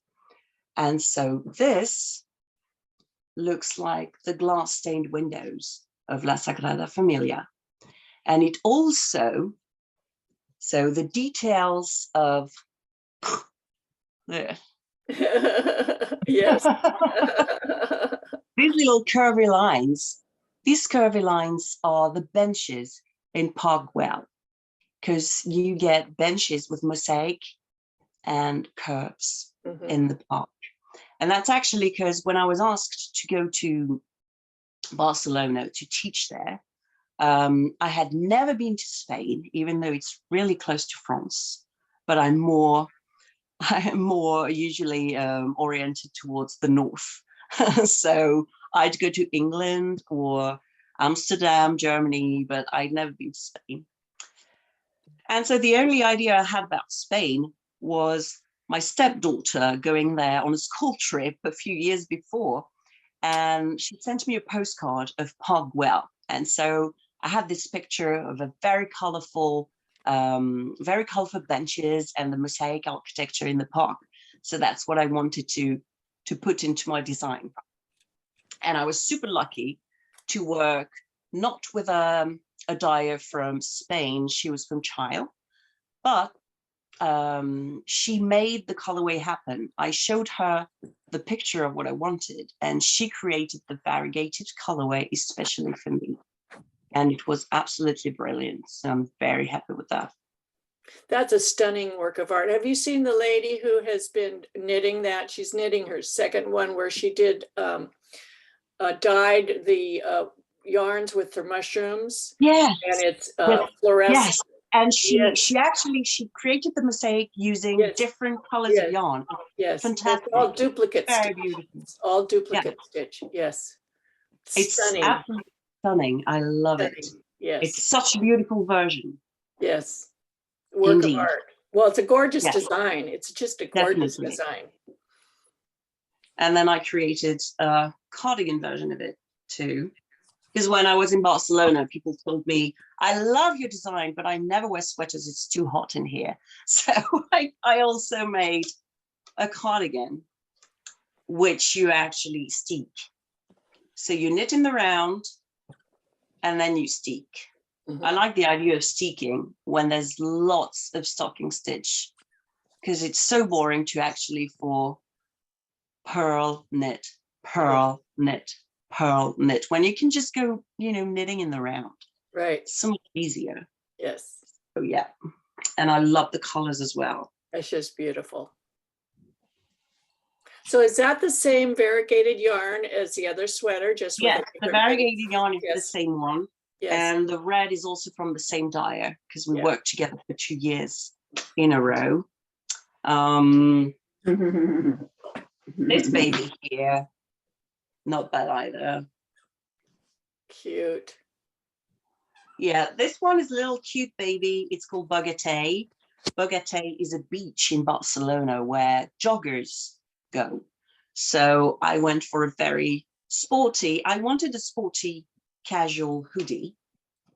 And I called it Bogatay after the beach. And I like the raglan details. And they go, see, from the raglan down. Yes, down the side. Very nice. A little bit of waist shaping. Yes. Yep. You know, you've got the shaping there happening. Nice. That was a fun one to make. I love those kind of details. And this one, I don't know if you can recognize the artist, but the colors are super bold. With a few black lines in there as well. And geometric shapes. Yeah. Beautiful. And this one was made after Miro's works. So he's a Spanish artist from Barcelona as well. And all his works of art have these primary colors in them and a few bold black lines and geometric shapes. Wow. So I find this one with yarn from Spain, from Barcelona. The designer lives in Barcelona. And I really love this one, actually. Yes. It's super bright, but I really love it. It's and actually, I posted once on Instagram. There's a dress by French fashion designer Balmain that is actually in the same colors and with the same kind of shaping between the colors. It's really funny to see the shawl and the dress together. It's somewhere on my Instagram feed. And I really loved seeing that dress by Balmain because I really felt like a real fashion designer. Oh, yes. And this one is the last little Barcelona baby. Wow. Again with Spanish yarn. So it's a very simple rectangle. And I love this one because there is a little bit of structure play, texture play. So this is brioche stitch. And it's fingering weight yarn and lace mohair on the other side. Wow. So you really get a very lacy finish. And here, two colors of fingering weight and one color of mohair. Wow. Very light. And I loved these bright colors as well. Wow. There. So the brioche port gives you kind of a collar around it, frames it on the top. That's gorgeous. Just beautiful. I like this as well when I design rectangles, because a rectangle is really just a scarf and it can be very boring. So I like a little bit of play, a little bit of modular construction.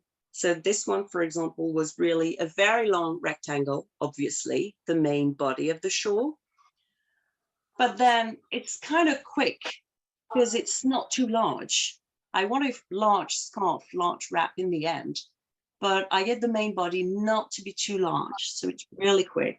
And then you pick up stitches along this main body and you go for another section.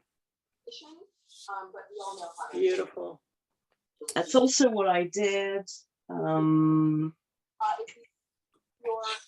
Must be right here. Yes. That's also what I did with this rectangle here. Unmute yourself. Whatever makes you comfortable. I'm good. I can keep up with Judy, this. I'm making you co-host. Okay. I'm talking to Judy. She's got to be co-host. Somebody's talking in the background. that are returning for a second time. Welcome back. That always makes me a little nervous. There, we got it. Thank you. Perfect. Yeah. So this one has the same kind of construction. The colors are really different, obviously. It's all golden colorways. So 3 different types of gold. This one is very light. This one is really golden. This one is one of my favorite colorways of all times. Wow. And it gets darker. And then you get a very dark brown, chocolate brown. And in this one as well, you get to knit a rectangle, the main rectangle, but you then add another stripes. Yeah, brioche border. Yeah, so you've got the brioche in there. Wow, That is different. beautiful. And a little bit of corrugated ribbing as well. Really? Wow. In all the colors. And I love this lace motif here. This one. I love this particular design that looks like a crown to me, like a princess crown, a tiara. And actually I found, that's one of my favorite references. I'm going to show it to you because, oh, here it is. There. This one? Yes. Japanese Knitting Stitch Bible. It's one of my favorite stitch dictionaries because you've got all these Japanese lace motifs that are really gorgeous. And it's actually in the book, I selected a few different motifs. So this is from the book, this one as well, but different pages and you mix and match. And I designed this one especially for my friend Tuva, who is a Norwegian dyer. And she's just a fantastic dyer. I've worked with her for a few years now. It's also great to have a connection with a dyer in particular so that you can create special projects with this dyer. She was actually the first dyer who commissioned a project from me when I started designing. And that was the Gokstad shawl there. So this one has the shape of a Viking ship that is to be found in the, this looks like the Viking ship, and the cable motif here is an original cable motif that I created to mimic a belt buckle that was found on the Viking ship when it was found from underneath a mound of dirt in Norway.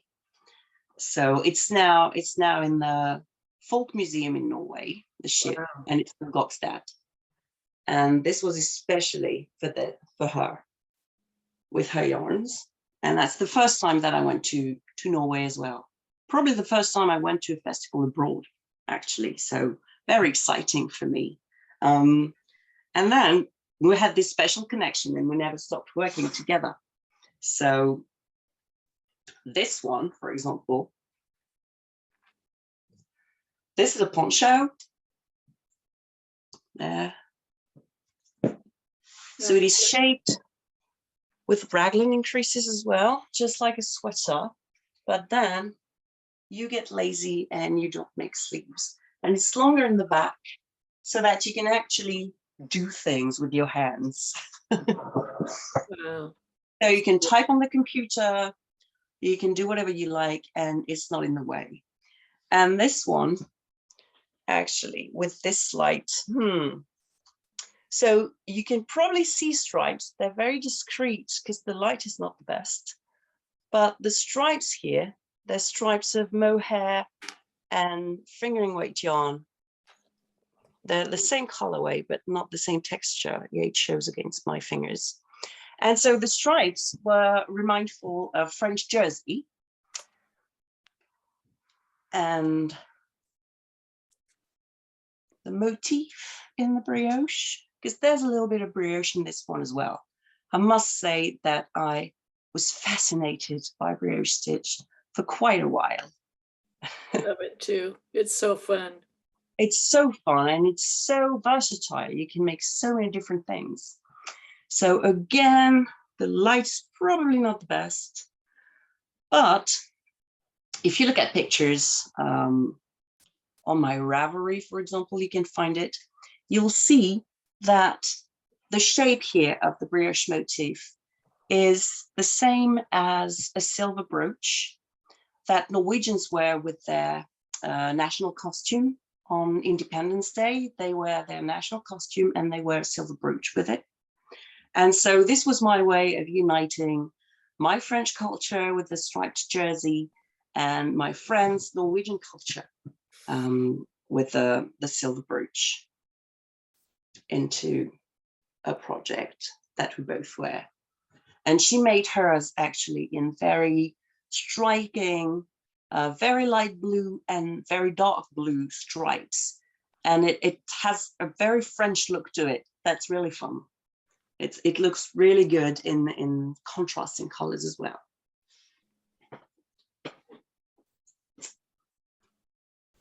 Since I'm talking about my friend Tuva, and I showed you the lace of the filigree, I'm going to show you a little bit more lace. So this is the filigree sweater. So I loved this lace motif so much that I also designed a sweater using it. So it's much longer in the back. I love that.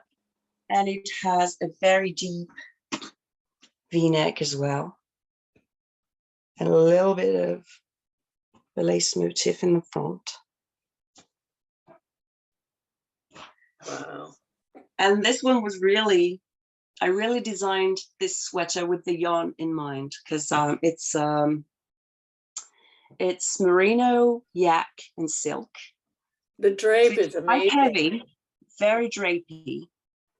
And so I really wanted a large boxy sweater for this one, but with fitted sleeves as well, so that you could actually live. Because when you have large, fluid sleeves, it's not always easy to do anything. So I like things to be comfortable and also actually wearable. Recognize the motif? Yeah. Filigree as well. So there's also a hat in the family and a t-shirt. And the t-shirt is very light. It's 100% silk. And it's just dreamy in the summer. And it just has tiny little lace details on the sides, at the bottom, and along the neckline. Really? And I'm wearing one, but I'm wearing mine oversized. Another one. Very so pretty. you can either wear it very fitted and it looks very womanly, very ladylike, or you can wear it as an oversized garment and it's much more sporty. Mm-hmm. There, just a tiny little one as well. I got my whole collection out. Maybe I'm getting a bit excited, but it's just beautiful. I don't see them all very often, so I was super happy to actually get them all out today. This one is called Tuva's Arrows because my friend practices archery, and so you can see little arrows in the design that are being shot. And I love this crescent shape as well, because this is so, well, you save so much yarn actually with this shape. This is the perfect size for just a little neck warmer. And it's actually just one skein of yarn and it looks huge. So again, when you want to save on yarn and you want to design using just one single skein, or you have just one skein and you're not sure what you want to do with it, I recommend lace, because obviously with all the empty space, you save on the yarn, you get more surface with less yarn. And also this crescent shape goes really well around your neck with less fabric. Right. So that's really my go-to shape if I have just one skein of yarn. Because this one, for example, is 4 skeins. Wow. But it's huge. Beautiful. It's festive. This one is actually, it's based on a Norwegian legend. So my friend Tuva studied history, and she's very much into medieval history and Viking history. And she likes legends as well. So all her colorway names are named after mythology, Viking mythology, Norwegian mythology characters, places. And we had this little game. I like little games and challenges actually when I design as well. We have this little game with another dyer who is from Ireland that Tuva from Norway would show us pictures that she enjoyed from by a Norwegian artist. And we'd all get the inspiration from the pictures and put everything together and create a common project. And so from the pictures, Tuva created the very dark green that you have here, which was the fir trees and the shadows in the pictures. There was a little bit of moonlight as well, and there was an evil spirit traveling on a horse. And actually, the colors that my Irish friend created are quite close to this part of the painting. And then I went for the idea of water spirits and the water, the dark waters in there. So I went for ripple effects. And a little bit also this. I love this stitch. It's called the Trinity stitch. And I'm using it a lot these days because it has a little bit of texture. It doesn't look like bubbles, but you can probably see, right? Can you see the volume it creates? Stands up from the fabric. So yeah, you've got a little bit of volume in there. You've also got a little bit of empty space. It's quite lacy. And this was the creation of scales, fish scales.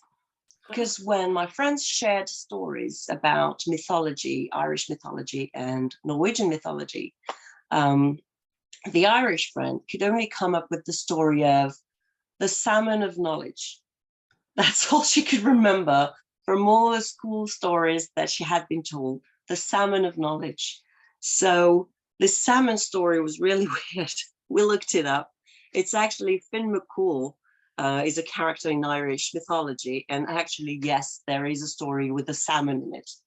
But then the salmon thing was such a fun connection between us because we had all these stupid jokes about the salmon and making fun of the Irish girl for that, that I decided to actually include salmon scales in my design, because then this would stay with us forever, because now it's in there. Very cool. And actually collaboration with other people is always a fun way to explore new things in your designs. And this Irish friend I met at a festival in Dublin at Woolin. And when I went to Woolin, I also met a crochet designer. She's called Aoife Nee.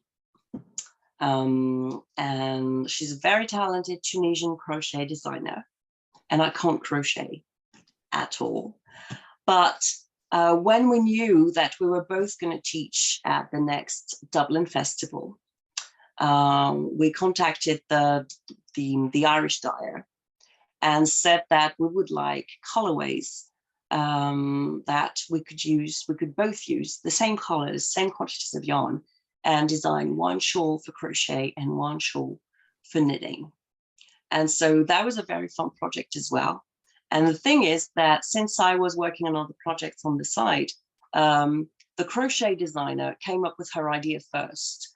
And so I thought that I would try to replicate, change it a little bit, but keep most of the design ideas that she had in my own knitting design. And so it's really funny because many people have told me this actually looks like Tunisian crochet, but it's not, it's knitting. Ooh, that's beautiful. So this is the whole thing. Wow. And the beginning here does look like Tunisian crochet, but it is knitting. And it was very fun to compare the process of creating a shawl in knitting and creating a shawl in crochet. And I really enjoyed it, actually. Beautiful. So there's a little bit of work with slip stitches and different textures at the beginning. And then you start mixing the colors because she had created these little sticks in her design. So I wanted to have sticks in mine too. So this is just simple color work, stranded color work, but changing the number of stitches you get in there. Then some work with slip stitches as well. Wow. This actually recreates also the motif that was in her crochet. And a nice edging.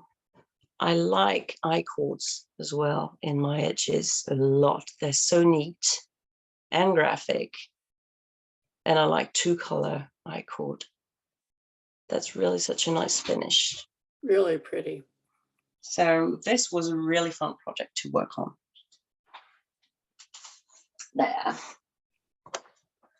Probably the last one I'm going to show you about traveling, but it's brioche and it's about Finland as well. So I have to, because I met so many awesome people in Finland. So this one is a little short sleeve sweater. So it's all brioche and it's called Parkenis. And Parkenis is a small town near a lake in Finland where I was asked to teach brioche workshop at a retreat. I had the best time ever. So again, if you want to travel and you think that a retreat to Finland, a knitting retreat to Finland, if they have a sauna, go for the sauna. The food is absolutely fantastic as well. So just go. If you have the opportunity. It's probably the best time I had with knitters. All the Finnish knitters were just probably so much more advanced, actually, knitters than any other reunion of knitters I had seen before. It was really amazing. So I gave brioche workshops, and since I was traveling all the way to Finland and I was traveling with a lot of samples, I didn't bring much yarn with me, so I only brought 3 skeins. These 3, 1 light blue, 1 light peach, and a dark green. I just started knitting brioche when I was there because I was teaching brioche anyway, but I had no idea what I would go for. So this was supposed to end up as a cow, actually. So I started knitting a cow, and then I went for a little bit of motif, and that was fun. And then I thought, ooh, I'm going to go for raglan. Let's do this. So I went for raglan. Oh, so and cute. Then, well, I was there, so let's just make a sweater after all. So I went for a whole sweater, and I decided not to go for brioche the whole way. So if you ever make a garment in brioche, my recommendations would be a lot of negative ease, because otherwise all the volume you get, all the fluff of brioche, all that volume, you get this as extra volume on your body as well. So if you want to look fit, ladies and gentlemen, try to get as much negative ease as you can so that your brioche motif actually looks good on you because it's all stretched. When you stretch your brioche motif, it looks much better than when it's all, wrinkled. And I didn't go for brioche the whole way, also to get the impression that my waist was a bit tighter than it actually is. So I went for the twisted ribbing. And actually I went for twisted ribbing, but I had 3 colors with me and I changed colors for every round. So it looks like it's some kind of very intricate color work, but it's just twisted ribbing. But it looks much more complicated than that when you look at it, just because you change colors so often. So pretty. And I really loved this effect. Also in this one, the brioche motifs are only using the very simplest brioche increases and decreases. Because I don't know if you probably have knit brioche before, because who hasn't these days really? But if you haven't, you know that brioche stitch has different kinds of increases, and you can increase to the right, increase to the left, have a center increase, which is a bit fiddly sometimes. Well, the increase is not, but the decrease can be fiddly. And so I only use the ones that are super simple, like you just slip one stitch, knit it together, pass over. Everybody can do that, brioche and not brioche. So I just went for a very beginner-friendly project in brioche because I was teaching brioche to people who had never done it before at that retreat. So you knitted that sweater at the retreat? I didn't finish it on the plane, but yes, most of it I knitted at the retreat. Wow. But that was so, it was a great retreat, very relaxing, even for the teacher there. So it was really a good time. Yes. With really a lot of knitting time. I had never imagined how much knitting time you get when you don't cook, when your kids are not around. That's just really fantastic me time you can have. Yes, so I definitely recommend it for knitters all over the world.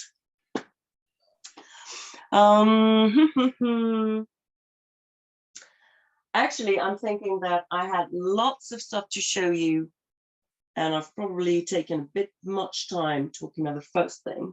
How about triangle play with different shapes?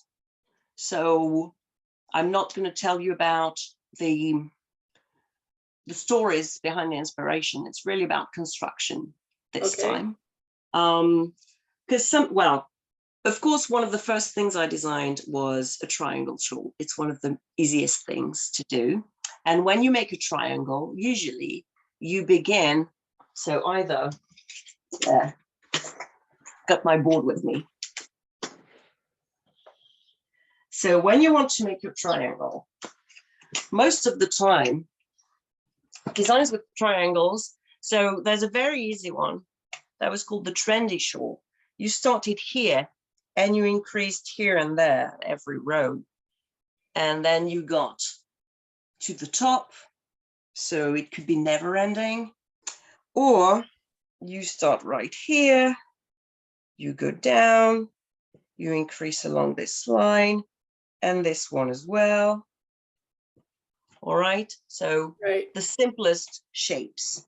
Now, if you do that, the problem is that you end actually with all your stitches on your needles. So you get so many stitches when you reach the end of the project that I started thinking about ways to make your triangles so that you would have different sections or a modular triangle, and you would not end your project with 600 or 800 stitches. One of them I call the Go Girl. So it's a simple triangle, not too big. It's only 2 skeins of yarn. Also a great way to use variegated yarn, because it's only 1 skein of variegated, 1 skein of solid yarn. Sometimes when you have variegated, you're not sure how to use it because it's so in your face. Can be a little difficult to go around, even though these are colors that you really like, but you can't really have them in a sweater because it's not,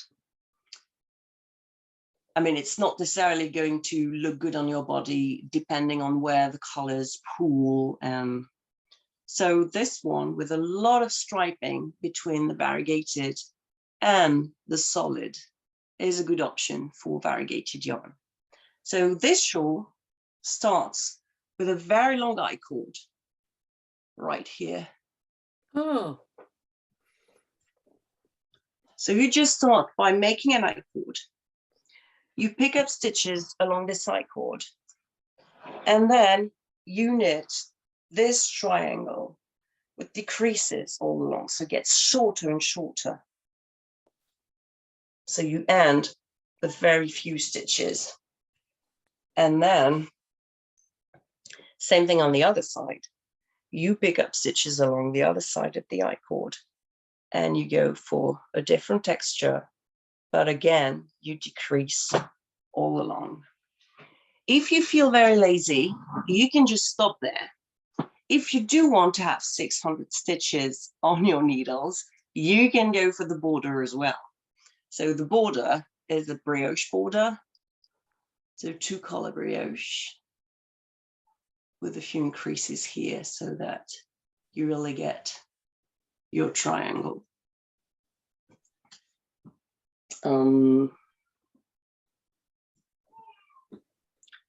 This one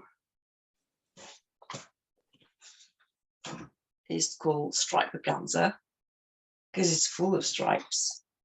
And actually you can see the direction of the stitches is different. Very interesting. Definitely never boring. You get many different sections. So you play with the colors and you also play with the direction in which you're knitting, increases and decreasing, decreases, making different sections. So you've got a first one here, starts here, and you work this section. Then you just bind off half of it and go on this section right here this way. Then you just go on in the same direction, but you decrease a lot here so that you get your triangle shape in the end. And one last section for a tip to your triangle. So every time with different stitches, different textures, and then a tip on the other side as well. Wow. How so fun. This one is really, yeah, really a fun project if you don't want to be bored. There. This one too is quite fun. There. So you can see the shaping, different shapes. This one is actually only 2 sections, but no border at all. So you don't get the long rows. You start right here. You work a triangle that is super high. There. And then you pick up stitches there and go for a second one on the other side. So you just work 2 different triangles and they get smaller and smaller. There. Just tiny triangles. This one I like too. Also a triangle. You start right here at the tip. And then it grows, goes larger and larger. So slip stitches the whole time. There. Wow. And then brioche. And this is like, this shawl is actually the big brother to the Barcelona Correa shawl that I showed you earlier, you probably recognize the brioche. Mhm. It's also fingering weight and mohair lace. There. Just beautiful.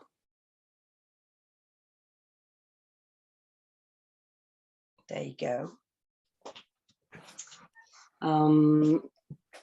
This one too. So this one is nearly the same because in this shawl,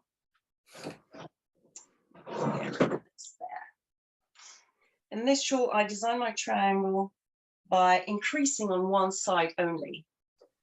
I go up straight on this side, and I decided to increase on one side only so that I get a nice straight edge at the end. Now for this one, which is also a triangle, there. Wow. Can you see the hearts? Yes. In the middle of the lace? They're Queen Anne hearts from Brittany. This one I actually designed by playing with my increases right in the center of the tip. So I started at the tip of my triangle and I increased in the center of my row every time. And so by doing this, in the end, instead of having a straight border, I get a shape that's more like a kite. See? Mm-hmm. I'm going to increase here. So the place where you increase is always where you get the longer length of fabric as well. So you end up with some kind of kite. And so from the kite that I got here and there, looked like this at some point. And then you add an extra triangle so that you get a triangle and you can actually wear it around your neck because otherwise it's a bit too short.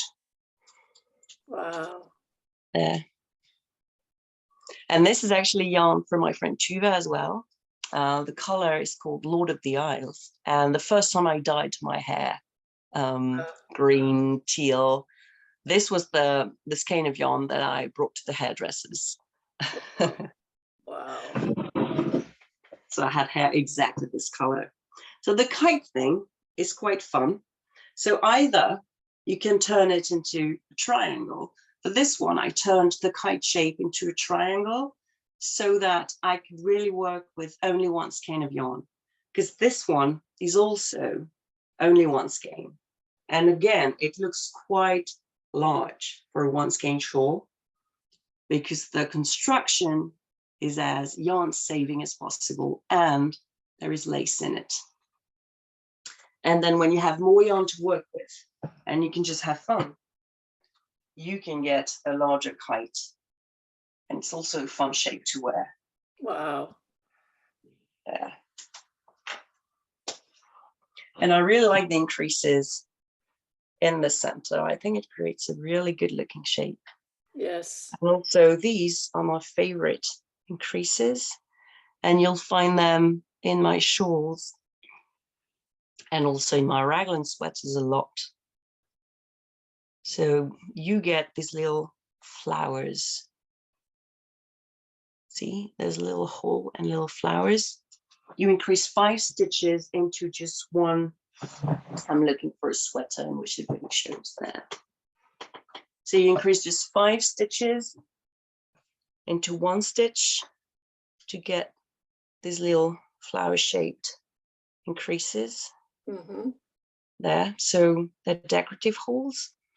So when you use them for a raglan sweater, if you want to change a raglan sweater pattern that you have with you and use these decorative increases, just make sure that in the pattern you most of the time are going to increase every other round. If you use these, since you add 4 stitches every time, you're going to increase every 4th round instead, because you add 4 stitches in every different spot. Not going to show them all, obviously, because they're everywhere on the floor, but I Wow. cannot not show you this one because that's one of my favorites as well.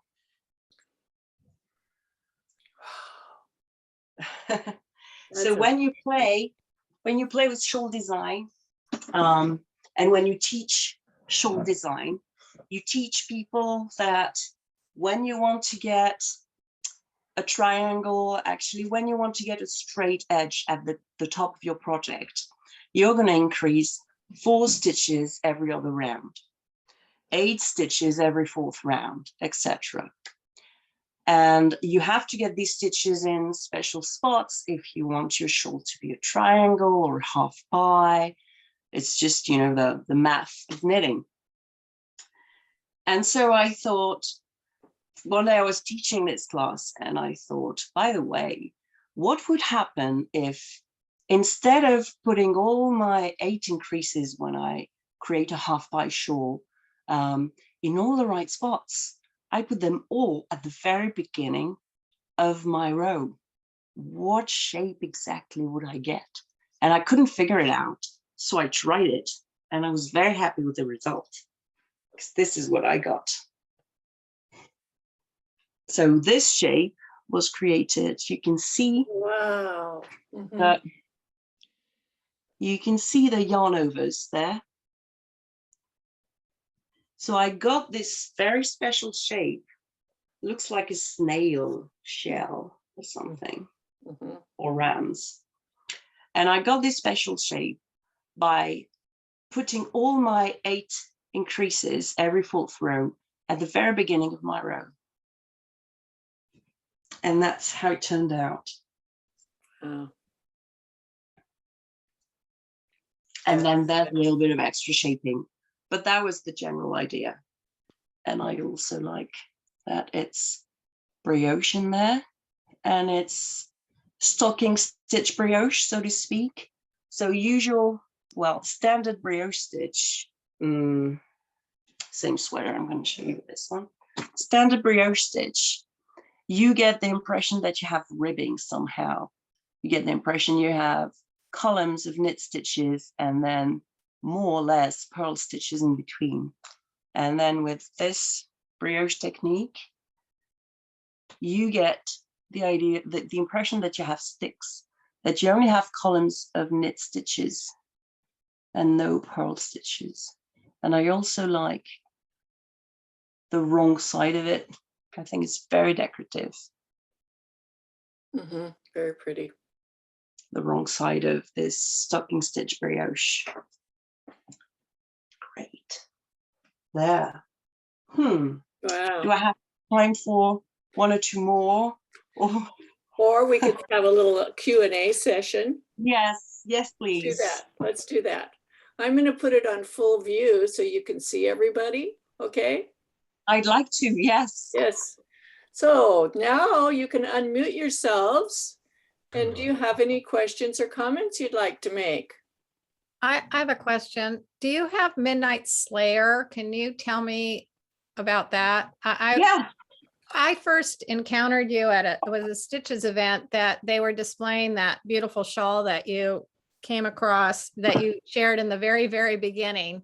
And then I was fascinated by you and I followed you on Instagram ever since. So that's when I told Suzanne, we have to get Julie Knits in Paris. And I think that was like a couple years ago. Yes, yes. So, but beside that beautiful, colorful shawl that you had in the beginning, that Midnight Slayer, I think is just phenomenal. So I just think it's beautiful. Thank you so much. This is Midnight Slayer. So really just like a capelet. Pretty. With the little lace collar. The lace collar on it. Lace details at the bottom. And this is one of my designs that was really inspired by pop culture. Actually, I'm a big fan of pop culture series, pop music. And this one is a mix between 2 series for teenagers, Sabrina the Teenage Witch and Buffy the Vampire Slayer. So I got the idea that if Sabrina and Buffy met and they were together in an episode of some series, they could both be wearing this as a uniform for vampire slayers. Very cool. Very cool.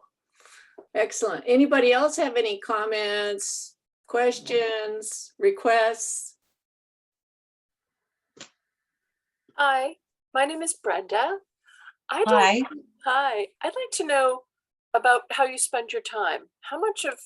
What percentage of your time would you say you spend knitting for yourself and just enjoying knitting? And what percentage of your time would you say you spend designing or thinking about designs? I think I spend most of my life thinking about designs anyway. Okay. I used to be a high school teacher, and when I was a teacher, I used to everything I saw, every movie, every visit I made, I had teaching in mind. Like, this could be this kind of material for school, and I could use this or that. And I think it's exactly the same with designing. Everything you see can be designing material. Like, you will find yourself taking pictures of the carpet when you visit a place, because really this motif in the carpet is really cool, and you think that maybe you could use it for stranded color work. Or so you kind of have, it's in the back of your mind all the time, I think. Like when you see a flower that has a special shape, or it's here all the time. But there's also quite a lot of my time that is working on my computer, because the math is quite a bit part of the designing process as well. Writing your patterns as well. So it's getting easier and easier now to write the patterns. And that's funny, because now when I read patterns that I wrote 4 or 5 years ago, I'm a little annoyed at myself, because I think I'm much clearer now in my explanations than I used to be. So I can't really take the time to rewrite all my previous patterns, but I think you get clearer and clearer, and you get really the take of writing instructions. But it's quite a lot of work, and grading is a lot of work as well, because when you want 9 different sizes for a garment, and you really want them to fit actual bodies, so you have to work with charts with all the standard measurements of different sizes of people, and then make sure that you're not going to just do simple percentage math, because if you have 100 centimeter bust or 160 centimeter bust, basically the size of your neckline is going to be quite similar, but the bust is going to be very different. So you really have to work so that you do not increase every single measurement in your garment, and you don't get a neckline that's going to be this size and that's not going to fit anyone. So that's quite a lot of work. But I also get to knit a lot. And I have a great stash. All the boxes you see behind me, they're full of yarn. And there's extra at the top. Nice. So yeah, that's really nice. That's also very fun. I get to play with yarn a lot, and that's really the fun part of it. Yes. Thank you. Anybody else have a question? Do you have a book of your patterns? They're all so beautiful. Thank you so much. I don't have a book. Maybe one day, but not yet, no. I have individual patterns. By the way, just before I went online with you, I created a promo code for Ravelry. So I created a code especially for the Guild. The code is GUILD20, GUILD 20, and it gets you 20% off all my designs on Ravelry until the end of October. Awesome. Thank you. Thank you. You're very welcome. I am amazed your ingenuity, imagination, putting the textures and the colors together and the shapes, just amazing, amazing, genius. Thank you very much. Just really, really good. I'm going to wrap up the questions now, and I want to thank you so much for sharing your beauty with us today. It was just amazing.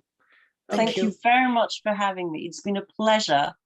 I hadn't, gone to play with my samples for a little while, and I'm very happy that I put them all out today for you. Yes, Thank you. Just amazing. I love seeing all the detail and your thinking process and the creative of you using shaping in different ways, and just really amazing. Thank you so much. I'm It's been a already pleasure. looking. I'm already looking to see what I want to knit. Yes, yay, yay, thank Very you. good. Okay, Thank you very much. Beautiful, thank you. We'll let Thank you go, and we'll be using that 20% discount, I'm sure. Yes. Thank you, ladies. And if you have any question, you can write me an email. Okay, thank you Thank so you. much. Merci, Bye-bye. Julie. Bye. Merci, Julie. Bye-bye. Merci beaucoup. Merci, merci. Merci. Bye-bye. Bye-bye. Okay, so thank you. We'll let you go. So now we can have our, did you like that? Yeah. Was that Yes. awesome? Yes. Yes. Isn't it fun to have a close-up inside view of the thinking of the designer? Not just looking at their designs, but what was their purpose and and she was learning story. things herself, Yeah. you know, experimenting and trying. What happens if I do this? What happens if I do that? I loved that brioche sweater that started out like a cowl and ended up being a short sleeve sweater. Mhm. You know, just amazing. You know, I've looked at her stuff over the last couple years, and now I have a whole new view of when you look at them. I want to knit them all. Yeah. That's true. We should have a Julie Knits in Paris knit along. The Gouty sweater. Have you seen the lady's work on Facebook that's been doing that with the, she's been dyeing her own yarns, and they're under a black light, it's fluorescent, but she's using mushrooms to dye her yarns, and the whole Gouty portion of the sweater is all duplicate stitched. She's done two of them now. She's on her second one. So Francois, have you heard of her? Is she pretty popular in France? Never. Oh my goodness, really? I thank you to have met her. Yes. we should have her come to one of our retreats. It'd be expensive. But okay, so I must say not so much. 2 years ago, she was in Portugal for the first event that they create. It was quite small. I was not here, but I understood that she was not really popular teaching in this event that was here. I never met her in person. But in Portugal, she was not really popular, and she didn't, apparently she just charged the trip or something like that. Mm-hmm. Wow. Well, I liked her today. I'm very yeah, me too. I never met her in person, but I understood from that time was not very popular in Portugal. I must say that all of this kind of knitting, like Stephen West and her, and people are not very popular because here in Portugal, people normally dress more dark colors.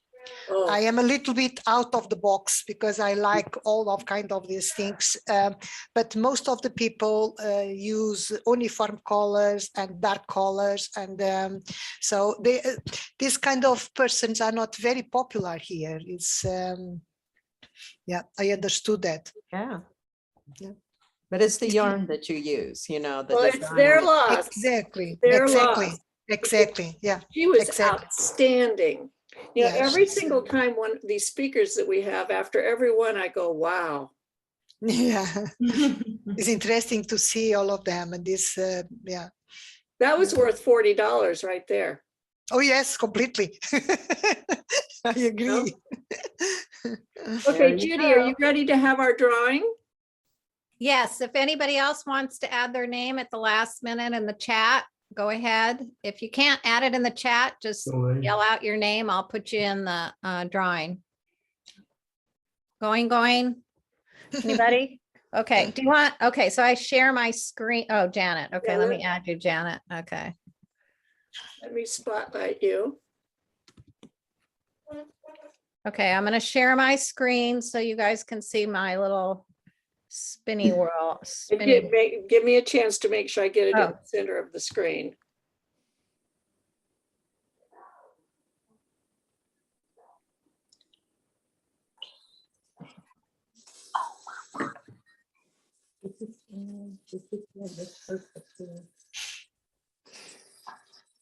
Oh, it worked. Oh, yay, it worked. Okay, so isn't this cool? We got this cool little spinning wheel. Has everybody's name in there. Okay.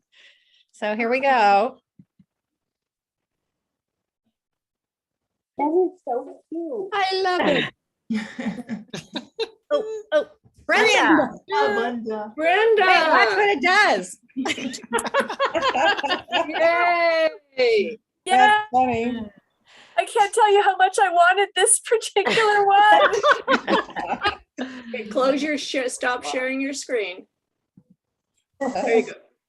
All right.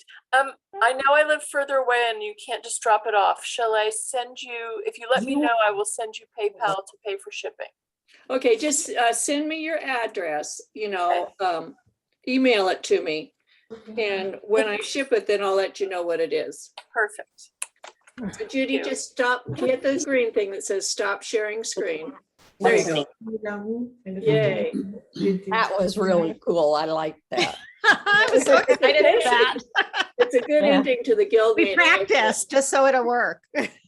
Okay, so I'm going to call the meeting to a close. I think that was a wonderful meeting today. Thank you, everybody, for joining.